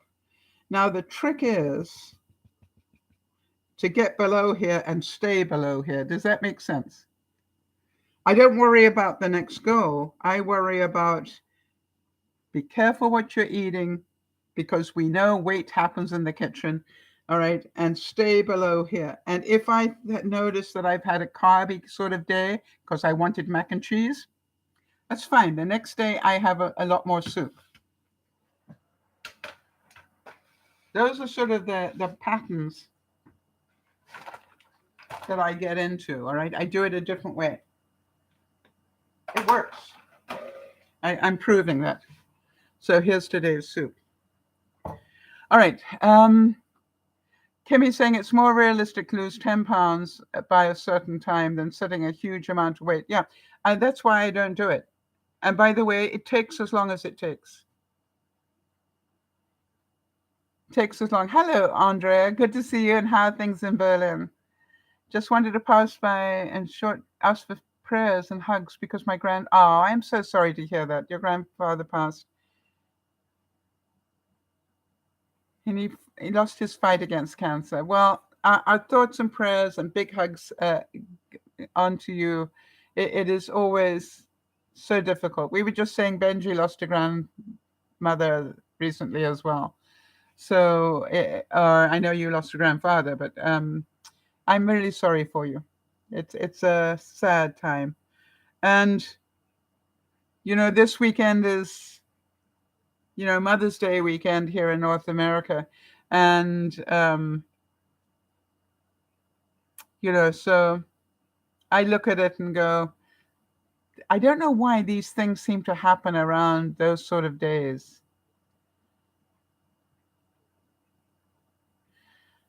Right. Kimmy's saying that when she went on her cholesterol medication, she put on 8 pounds. I put on way more. Between all the medications I was on, I put on 30 pounds. Mind you, I'd given up smoking as well, but that was 10 years ago. But you know what I mean? I'd put on 30 pounds, and I am now down half of that. Thank goodness. All right, now then, number 9. All right. When you're doing with this, be aware of your feelings and don't say, I don't want to do it. I don't want to have it. I don't want to see it. It's a lie. The lie saves you from being organized enough to do it, saving enough for it, being patient enough, organizing it enough. Stop the lies to yourself and get what you want. Jody, I'm on your case. You know why. What is the one thing you've been telling me you want to do since the time I met you that I know you still haven't done? And I know you've got lots of other things on your mind. I'm on your case. Yep, the beach. Yep. So I am enough of a friend to tell you that I am on your case. So you and Lionel need to sit down and work out how this is possible because it must be. We were there in 2017. Yeah, I mean, really, Jody. That's 5 years ago, Jody. It's an hour away, isn't it? Yeah, Kimmy, I want to tell you, portion control is the most important part. All right. I found that I can still have mac and cheese. I just don't have nearly as much. But I don't know if you saw it, Joe, Kimmy. I also have learned to cook mac and cheese a different way. All right, which makes it less dangerous for me. So that is important as well. I found that a little bit of pasta is okay, and so whereas I used to have 2 or 3 helpings, right now I just have a portion control helping. And all right, Jody, it's an hour and a half away. That's a 3 hour there and back trip. All right, you can do it. I know you can. This is about think about your thing you want to get done in the next season. One thing. If you only did one thing by summer is only a month away. So maybe you start planning now for your summer thing. All right. Now, some of you will pull out a digit and do it by summer. But let's say between now and fall, this one thing that you commit to doing. All right. And it really is important for you to understand if it is important to you, you will do it. And you can say, but it is important to me, but I just don't have the time. No, it is not important enough to you to change your schedule around to make the time. Jody, I'd like you to stop saying, I'd like to go to the beach in Maine, and say, I'm going to go to the beach in New Hampshire. Kimmy's saying, I'm planning camping, fishing, and hiking trips. Well done. That is wonderful. I'm pleased to hear it. All right.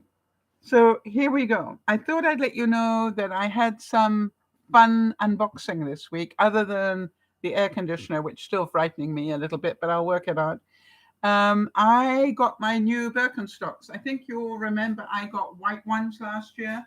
And this year I treated myself to a black pair.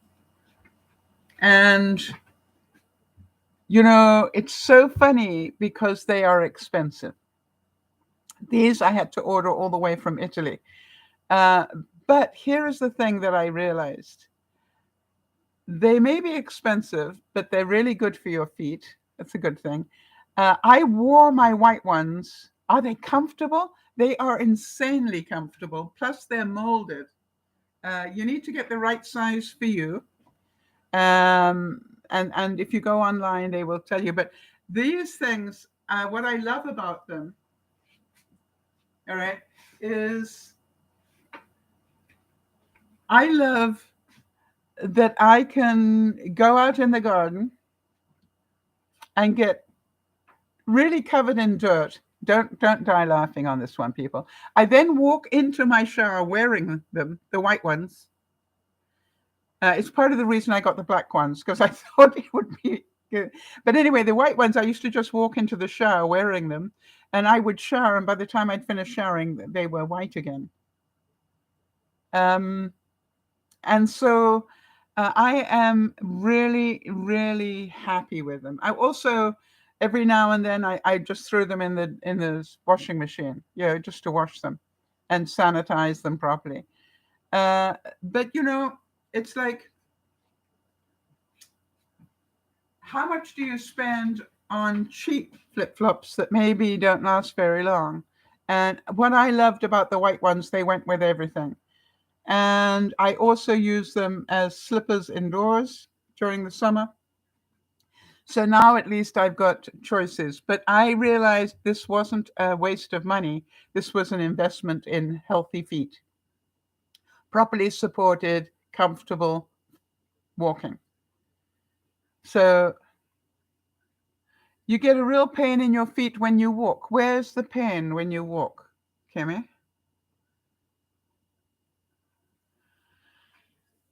And right, Crocs, though, hang on a second. Let me tell you the difference here. The difference from Crocs, I don't think have a raised instep. I don't think my Crocs, I started with Crocs, but they flattened it, all right? So these have a raised instep, molded, and they also have proper toe area grips here. They have cushioning here. All right, this is all a rubber molded thing, but boy, are they comfortable. So the bottom of your feet and your toes, all right? So that probably, I don't know, I'm not somebody that deals in that, but that sounds like either fallen arches or plantar fasciitis. When I started wearing the proper support underneath my arches, it felt a lot better. Well, the raised parts may hurt your feet because it's rebuilding your arch. Anyway, all I want to say is that yes, plantar fasciitis. Do you want to know how to help your plantar fasciitis? I had it, and a friend of mine told me something to do. So if you're interested.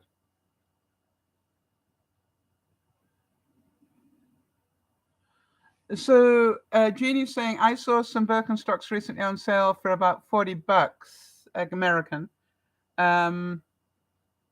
What is your size? You know, the real Birkenstocks with the cork, is that what you're saying? These are rubber Birkenstocks. I find them just so much better for the summer because I can't walk into the shower with, but I thank you for the thought. I have neuropathy as well, Kimmy, just so that you know. All right. And I have to tell you that I do believe that my neuropathy is lessened since I've been wearing these. I don't know. Anyway, Kimmy, just want to tell you something.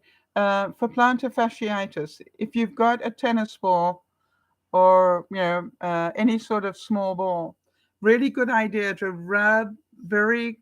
I used to do it at night watching television. Just roll your foot, bottom of your foot, over that ball while you're watching television.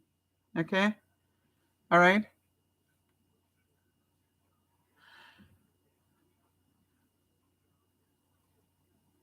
And then the other thing is, my friend also told me, really good idea. If it's really painful for you, just take some ice in a plastic bag and wrap it in a tea towel. Because ice can burn your tissues, but just wrap it in a tea towel and just rub it over the bit that's really hurting, and it will help numb that pain for you.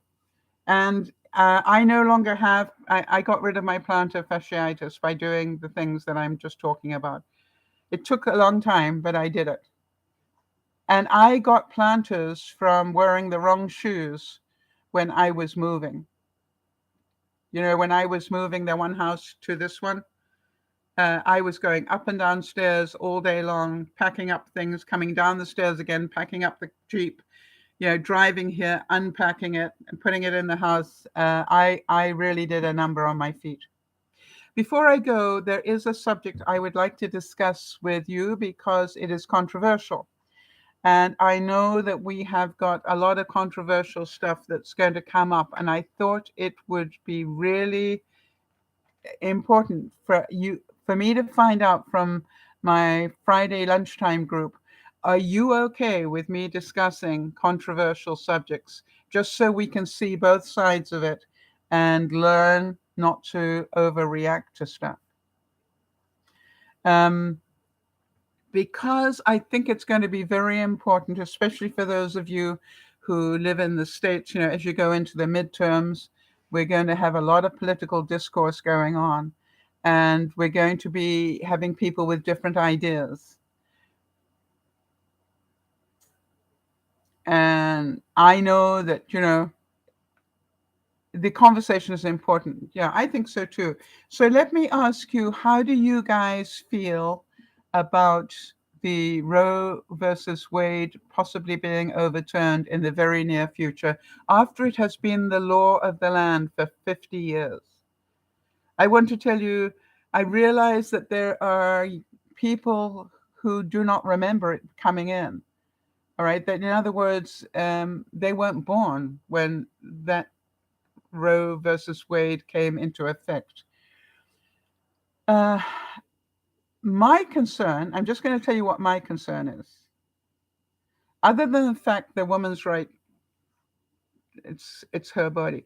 I believe that always the person to get punished is the woman.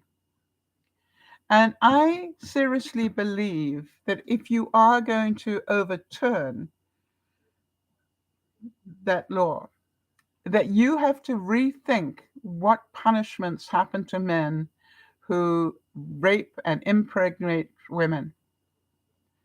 I believe the law needs to change on that side. Why? Because women carry the scars and the stigma and the results of these things for the rest of their lives, where men just go next and move on. So that is the other thing. The other thing is, I believe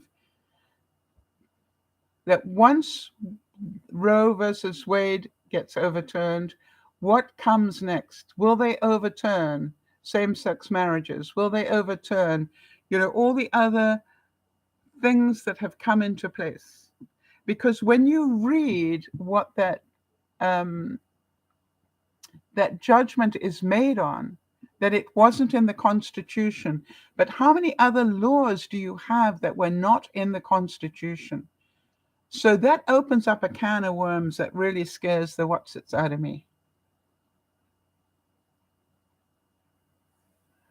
Right. Okay, so Kimmy's saying in certain cases and the time limit, you should be able to do it, right? And they should not overturn it, right?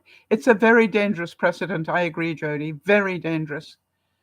Now, I heard that in some states, and you'll forgive me on this one, so you need to check what is true in your state. In some states, what will come into effect, if you can believe this, that if I am a visitor traveling through your state, stay at the local hotel, conceive while I am staying at that hotel, and the next day carry on with my trip because I'm on my way to, Florida or wherever, that the abortion ban applies to me because the fetus was conceived in that state. How do you like that bit? And how many businesses, will have to close down because that's their business, all right, is to give safe abortions.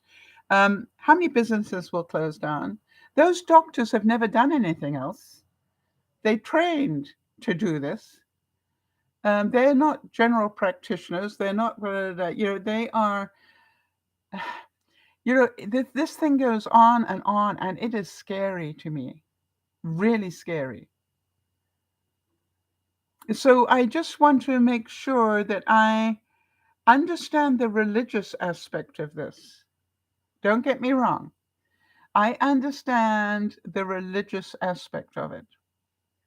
But I also feel, if we get really honest, the reason certain religions didn't allow birth control was because they know the more children that are born into that religion, the stronger the religion. I mean, I know it's not fun to hear this, but it is the reason why it happened. All right. So, I mean, how many of you know the sort of joke, he's a good Catholic. He's got 5 children or 6 children or whatever. He's a good Catholic because he has produced that many children. So, or his wife has. You look at it and go, It is very dangerous stuff. Jody's saying, so we're going back in time, dangerous practices back in back alleys. Oh, I want to tell you something. You bet. People are going to try all sorts of things. And now I hear that there is a conversation going on, and you've probably heard about it as well, that what about the abortion pill? Because there is a pill. And that will become a black market thing. And they will, get shipped in from overseas if necessary. With the internet today, that'll be, I want to tell you, people, it's going to be like a new drug war. And is it fair that I heard you can't, even if you travel outside your state to have that abortion, you will be legally, you will end up in jail. All right, Kimmy's saying, I also think women that keep having babies and then go on to get abortions should not be able to get abortions. That's a good point, Kimmy. I know some people that produce more babies because it gets them more payments, maintenance payments, or government handouts or whatever. Yes, that's very interesting. I don't think they should, but so what are you saying? That they should be more dependent on the state to support them? Hang on, I want to see if I got that right. And then go to get abortions should not be able to get abortions.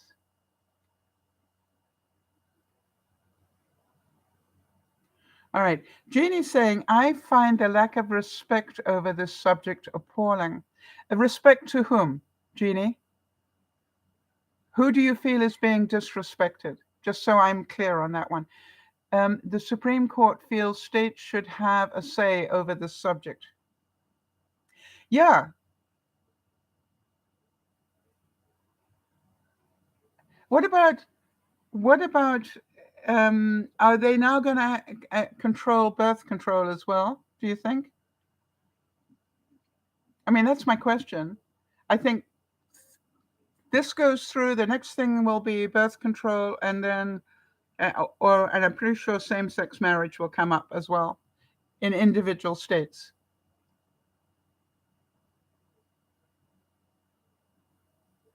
All right, Kimmy's saying they shouldn't let them get pregnant and then get abortions. All right, so therefore, who gets to decide whether this was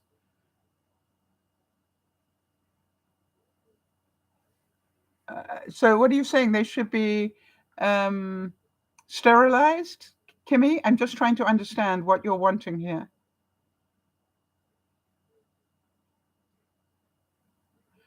Jeannie's saying scaring and yelling at certain justices in their homes is wrong. Yes. But you know what else is wrong, Jeannie, in my view? Forgive me. I watched Gorsuch and Kavanaugh during their confirmation hearings say they would not vote against Roe versus Wade. And that, to me, is a lie done under oath. So I don't understand this. Oh, so Kim is saying they should do something to keep them from getting pregnant. Yes. But how do you force them to take a pill? How do you, I know, for example, a family member of one of my viewers, Kimmy, who has a relative who is mentally challenged, who keeps getting pregnant, but cannot carry to term. I think I'm correct on that. But she keeps getting pregnant, even though her body, because of her bad choices in her life, her body is not capable of carrying a fetus to term.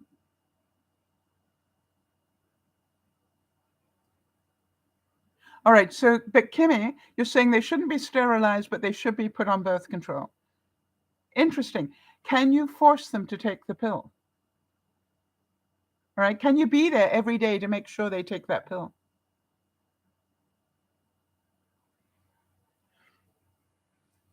All right, so Jeannie, help me here. The people who have no respect for others see only one side only. Okay, give me an example, just so I make sure I understand what you're trying to get at here, Jeannie.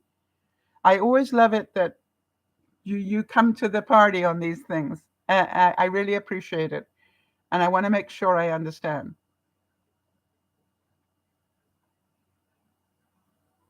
Yeah, Kim, you see, that's my concern. All right, you can't be there every day to make sure they take the pill. What if they say, well, I can't afford the pill anymore, or I didn't have time to go and get them?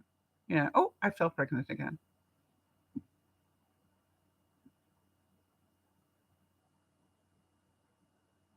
Ah, maybe she is, not necessarily so, though.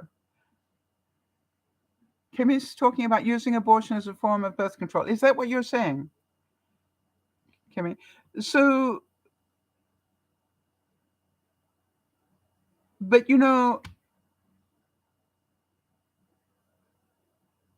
so you guys okay with birth control? What if they stop birth control?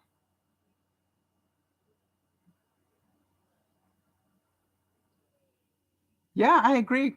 Educating people is not working. I want to tell you this, when you have somebody that has diminished mental capacity, you're not going to be able to educate them about having safe sex or whatever, right? It doesn't work. You're right.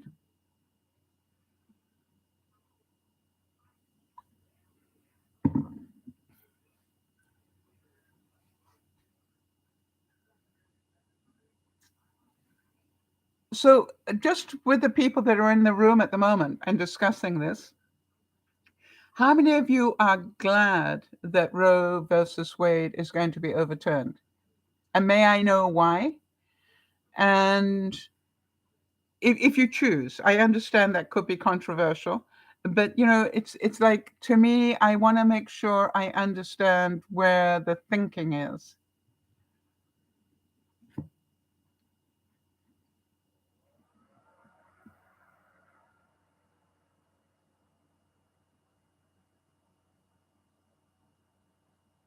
All right, so Jody's saying I'm not happy about it at all.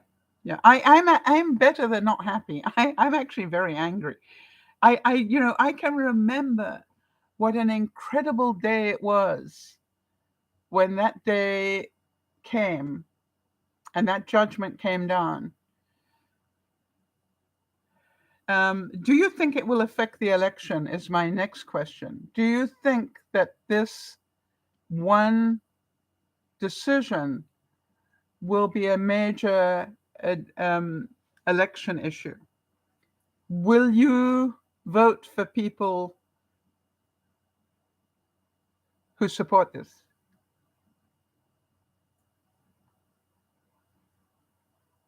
Even if you are of a party that is I have to say that the whole issue now is so worrisome in terms of the Supreme Court, that how many other laws can be overturned, and what happens 10 years from now when the weight in the Supreme Court shifts and we then undo these things again? I mean, to me, it's like, I don't know. It's very worrisome to me. A 50-year. Mm, it just doesn't feel comfortable. Now, let me tell you what I'm concerned about, and I could be wrong. I wonder if people realize that people will start leaving the states if this sort of thinking continues. You're going to lose an awful lot of people who are saying, I cannot live in a country that starts reversing these major breakthroughs that we've had over the last 100 years. And they will start moving away. That scares me.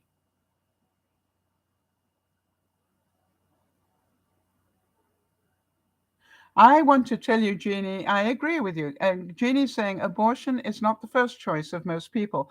Women have decided on it out of fear, lack of funds, or other. But abortion after so many months is dangerous. We agree. All right. All right. So I don't think, with all due respect, Jeannie, I don't think any of us that believe in a woman's right to choose think that this should be never ending. All right, that there must be safety issue. I agree with you on that. But some of those states are putting in a timeline that most people don't even know they're pregnant by then. Never mind consider what to do about it.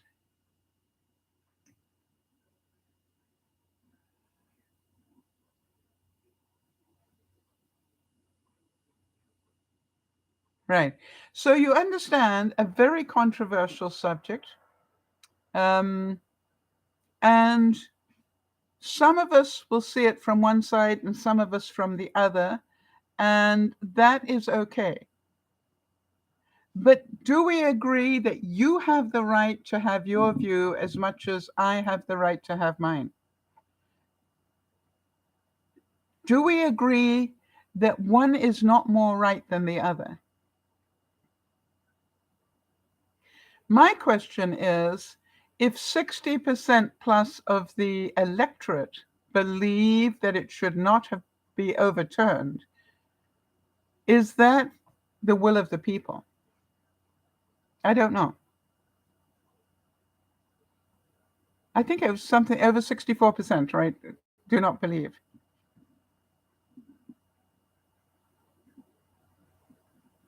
So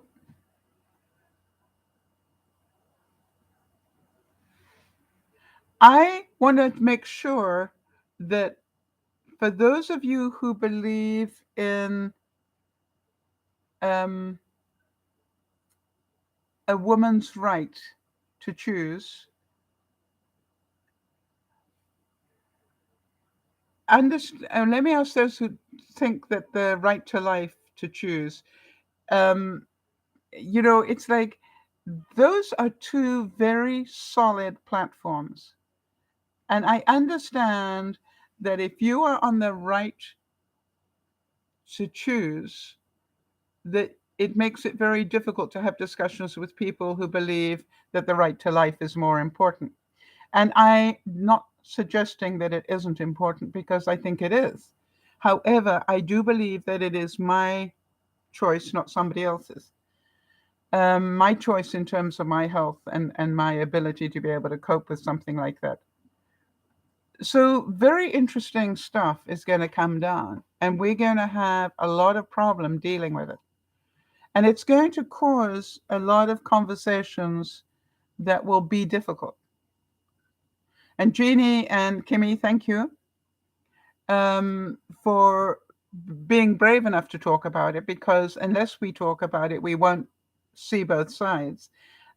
Jody, I find it interesting. I have made it a point of talking to quite a few people I know with strong religious backgrounds to see is this religiously biased? All right. And I say biased, I don't mean that it's a biased decision, but in other words, the is this more inspired by religious belief than practical belief, if you like? So to me, I've made a point of talking to as many people who abortion is against their religious practice. What if a woman gets pregnant when they are old? What do they do? What would you have them do? I know quite a few women who got pregnant when they were old. I don't personally, but I know of quite a few people who. Do you think it's okay to get pregnant at 100? I believe one woman did. Um, so I don't think we have the right to say what age. I think it goes both sides on that story, right? Do we have the right to say to somebody, you're over 60, you can't have children? I'm trying to understand where you're coming from, Kimmy. You're saying once you reach 50, you can't produce children? And if so, should we sterilize all women? That's what I'm trying to find out. All right, Jeannie's saying, I agree that there are two sides.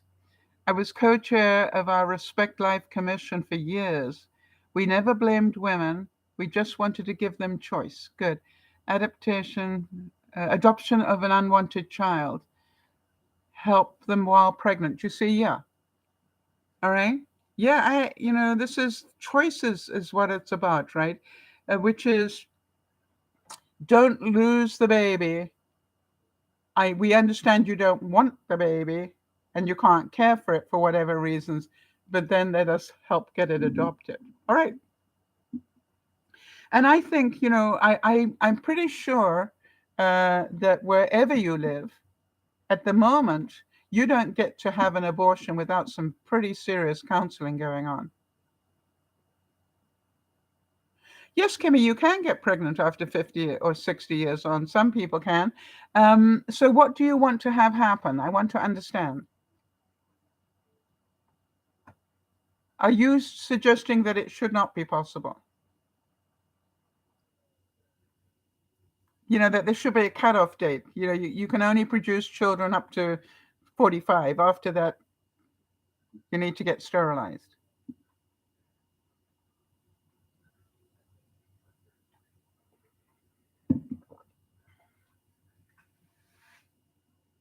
Yeah.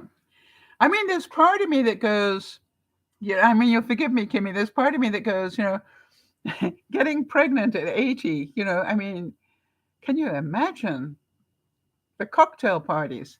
The dinner parties, whatever, the church meetings. What if you'd never been able to conceive and then at 50 you suddenly did? Would you stop that person from having that joy?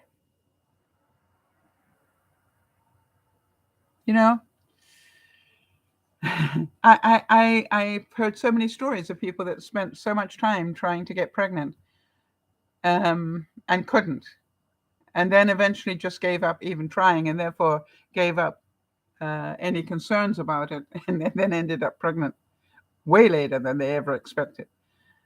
So, it's an interesting discussion, isn't it? I really don't know the answer. But I do believe that this is going to happen. Oh, how do you feel? That was my next question. How do you feel about the person who leaked it to the press, the draft decision? Regardless of whether that was right or wrong, how do you feel they should be treated?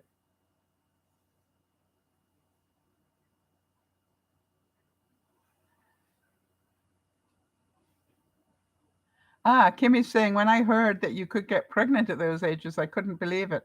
Yeah, there is part of me that's got a wicked sense of humor saying, wouldn't I have to have sex for them?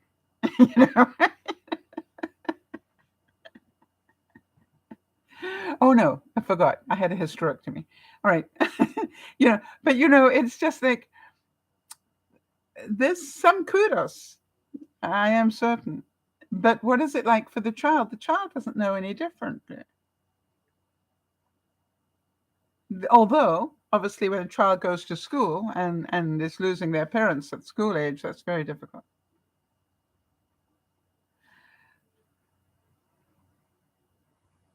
Yeah, that's a good question, Kimmy. How do people go through menopause and then still conceive? Maybe they never went through menopause and they were still fertile. I don't know. Is it a fact that you always will go through menopause?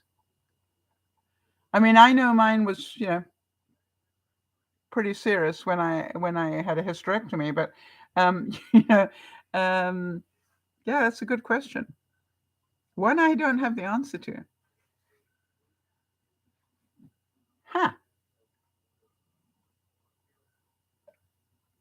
And so what I love about having these conversations with you is we get to talk about all sorts of different things. So thank you for the time and for your honesty.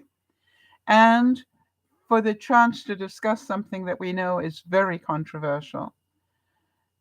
And I think the more we can understand each side and understand, is there a right to this? Yes, from your side, there is a right. From my side, there is a right.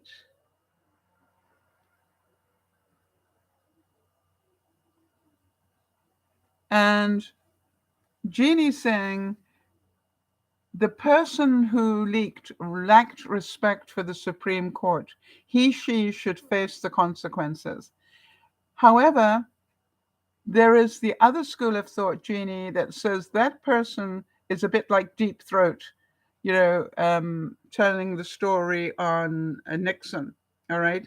Which is that person was a whistleblower to warn the country that this was coming down before it happened, maybe with the opportunity to get one of those justices to rethink. I believe, that's my thinking behind that. Will they get punished? For sure they will. But I do believe that this was a whistleblower with good intent. I just watched an incredible movie. I don't know if any of you have seen it, called The Whistleblower. It's been around for some time. But that was a person who literally blew the whistle on a sex slave trade thing going on. And it included some pretty high-profile people within the government that were party to it. And so you go, was that wrong for that person to blow the whistle on this going down? No. So I don't think that all whistleblowers are bad. I think they didn't think this was right, and they wanted to warn the country before it happened so that the country had time to react before it came down.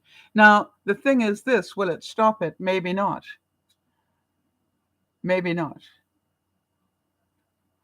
And then it calls into question, has the Supreme Court become so political now that you're actually going to need to have a different way of doing stuff?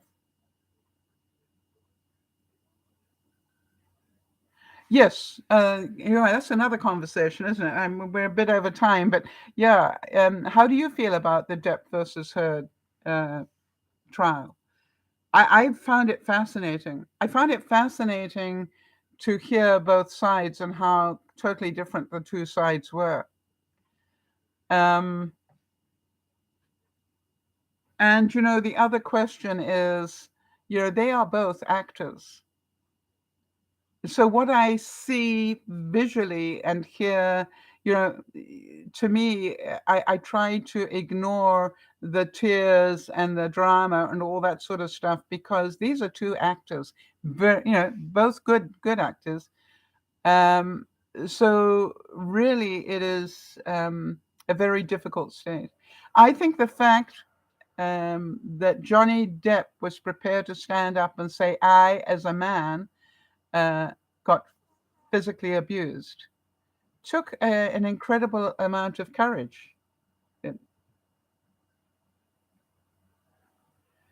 Do you know that they're not getting therapy, Kimmy? You're saying the bottom line, they both need to get therapy. Do you know that they're not? Because I don't know that they're not in therapy. Obviously, a lot of anger management on both sides. Yes.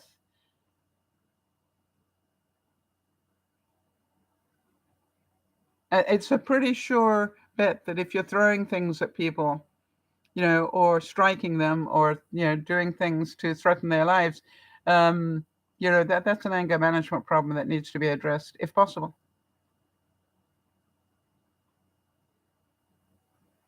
I thought Johnny Depp had a therapist as well.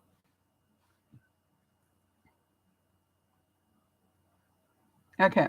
So, again, I asked the question because I don't know for sure, but I did think that Johnny Depp had been in therapy, and I gather that Amber must have been in some sort of therapy for them to make the assessments that they did. To get those assessments made means that she had some sort of therapy, on and off, Kimmy's saying maybe. Yeah, interesting. Anyway, it is an interesting case. Who do you think will win?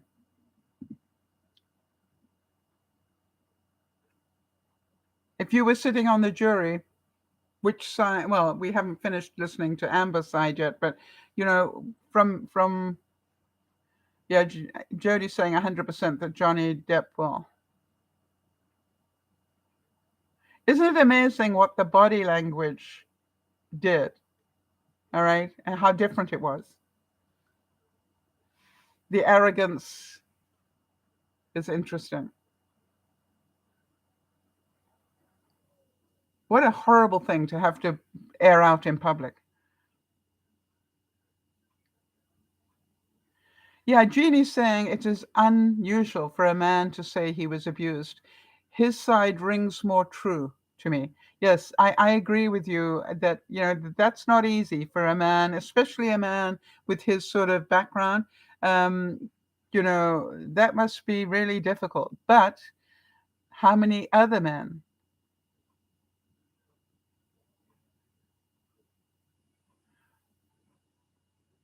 Yeah, why would he cut off his own finger? Yeah, that doesn't make sense, does it? Yeah, and Kimmy's saying I've seen a man get abused. Yes, it is possible, but we don't think about it in terms of somebody like Johnny Depp, right? We think that only happens with some little weaselly, guy.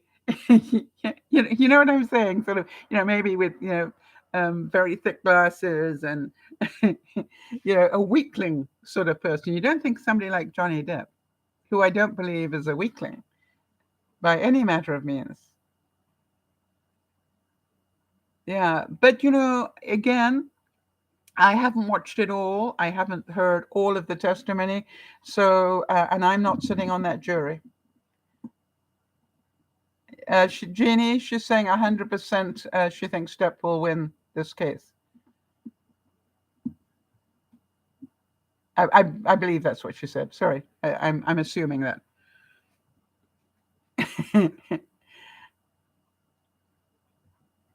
It'll be interesting to see. Right, I need to go because I have to prepare for another broadcast. This evening, I'll be doing some interesting, hopefully, finger snacks to take to a potluck type stuff. That's what I'm looking at. Because we're into that season now where, we'll be going to barbecues and things like that. So hope you enjoyed the broadcast. I think it was pretty varied. And I will see you this evening. This is DearMamaSal saying thank you for your honesty. I appreciate it. And I'm just so sorry that there are no simple answers to these things.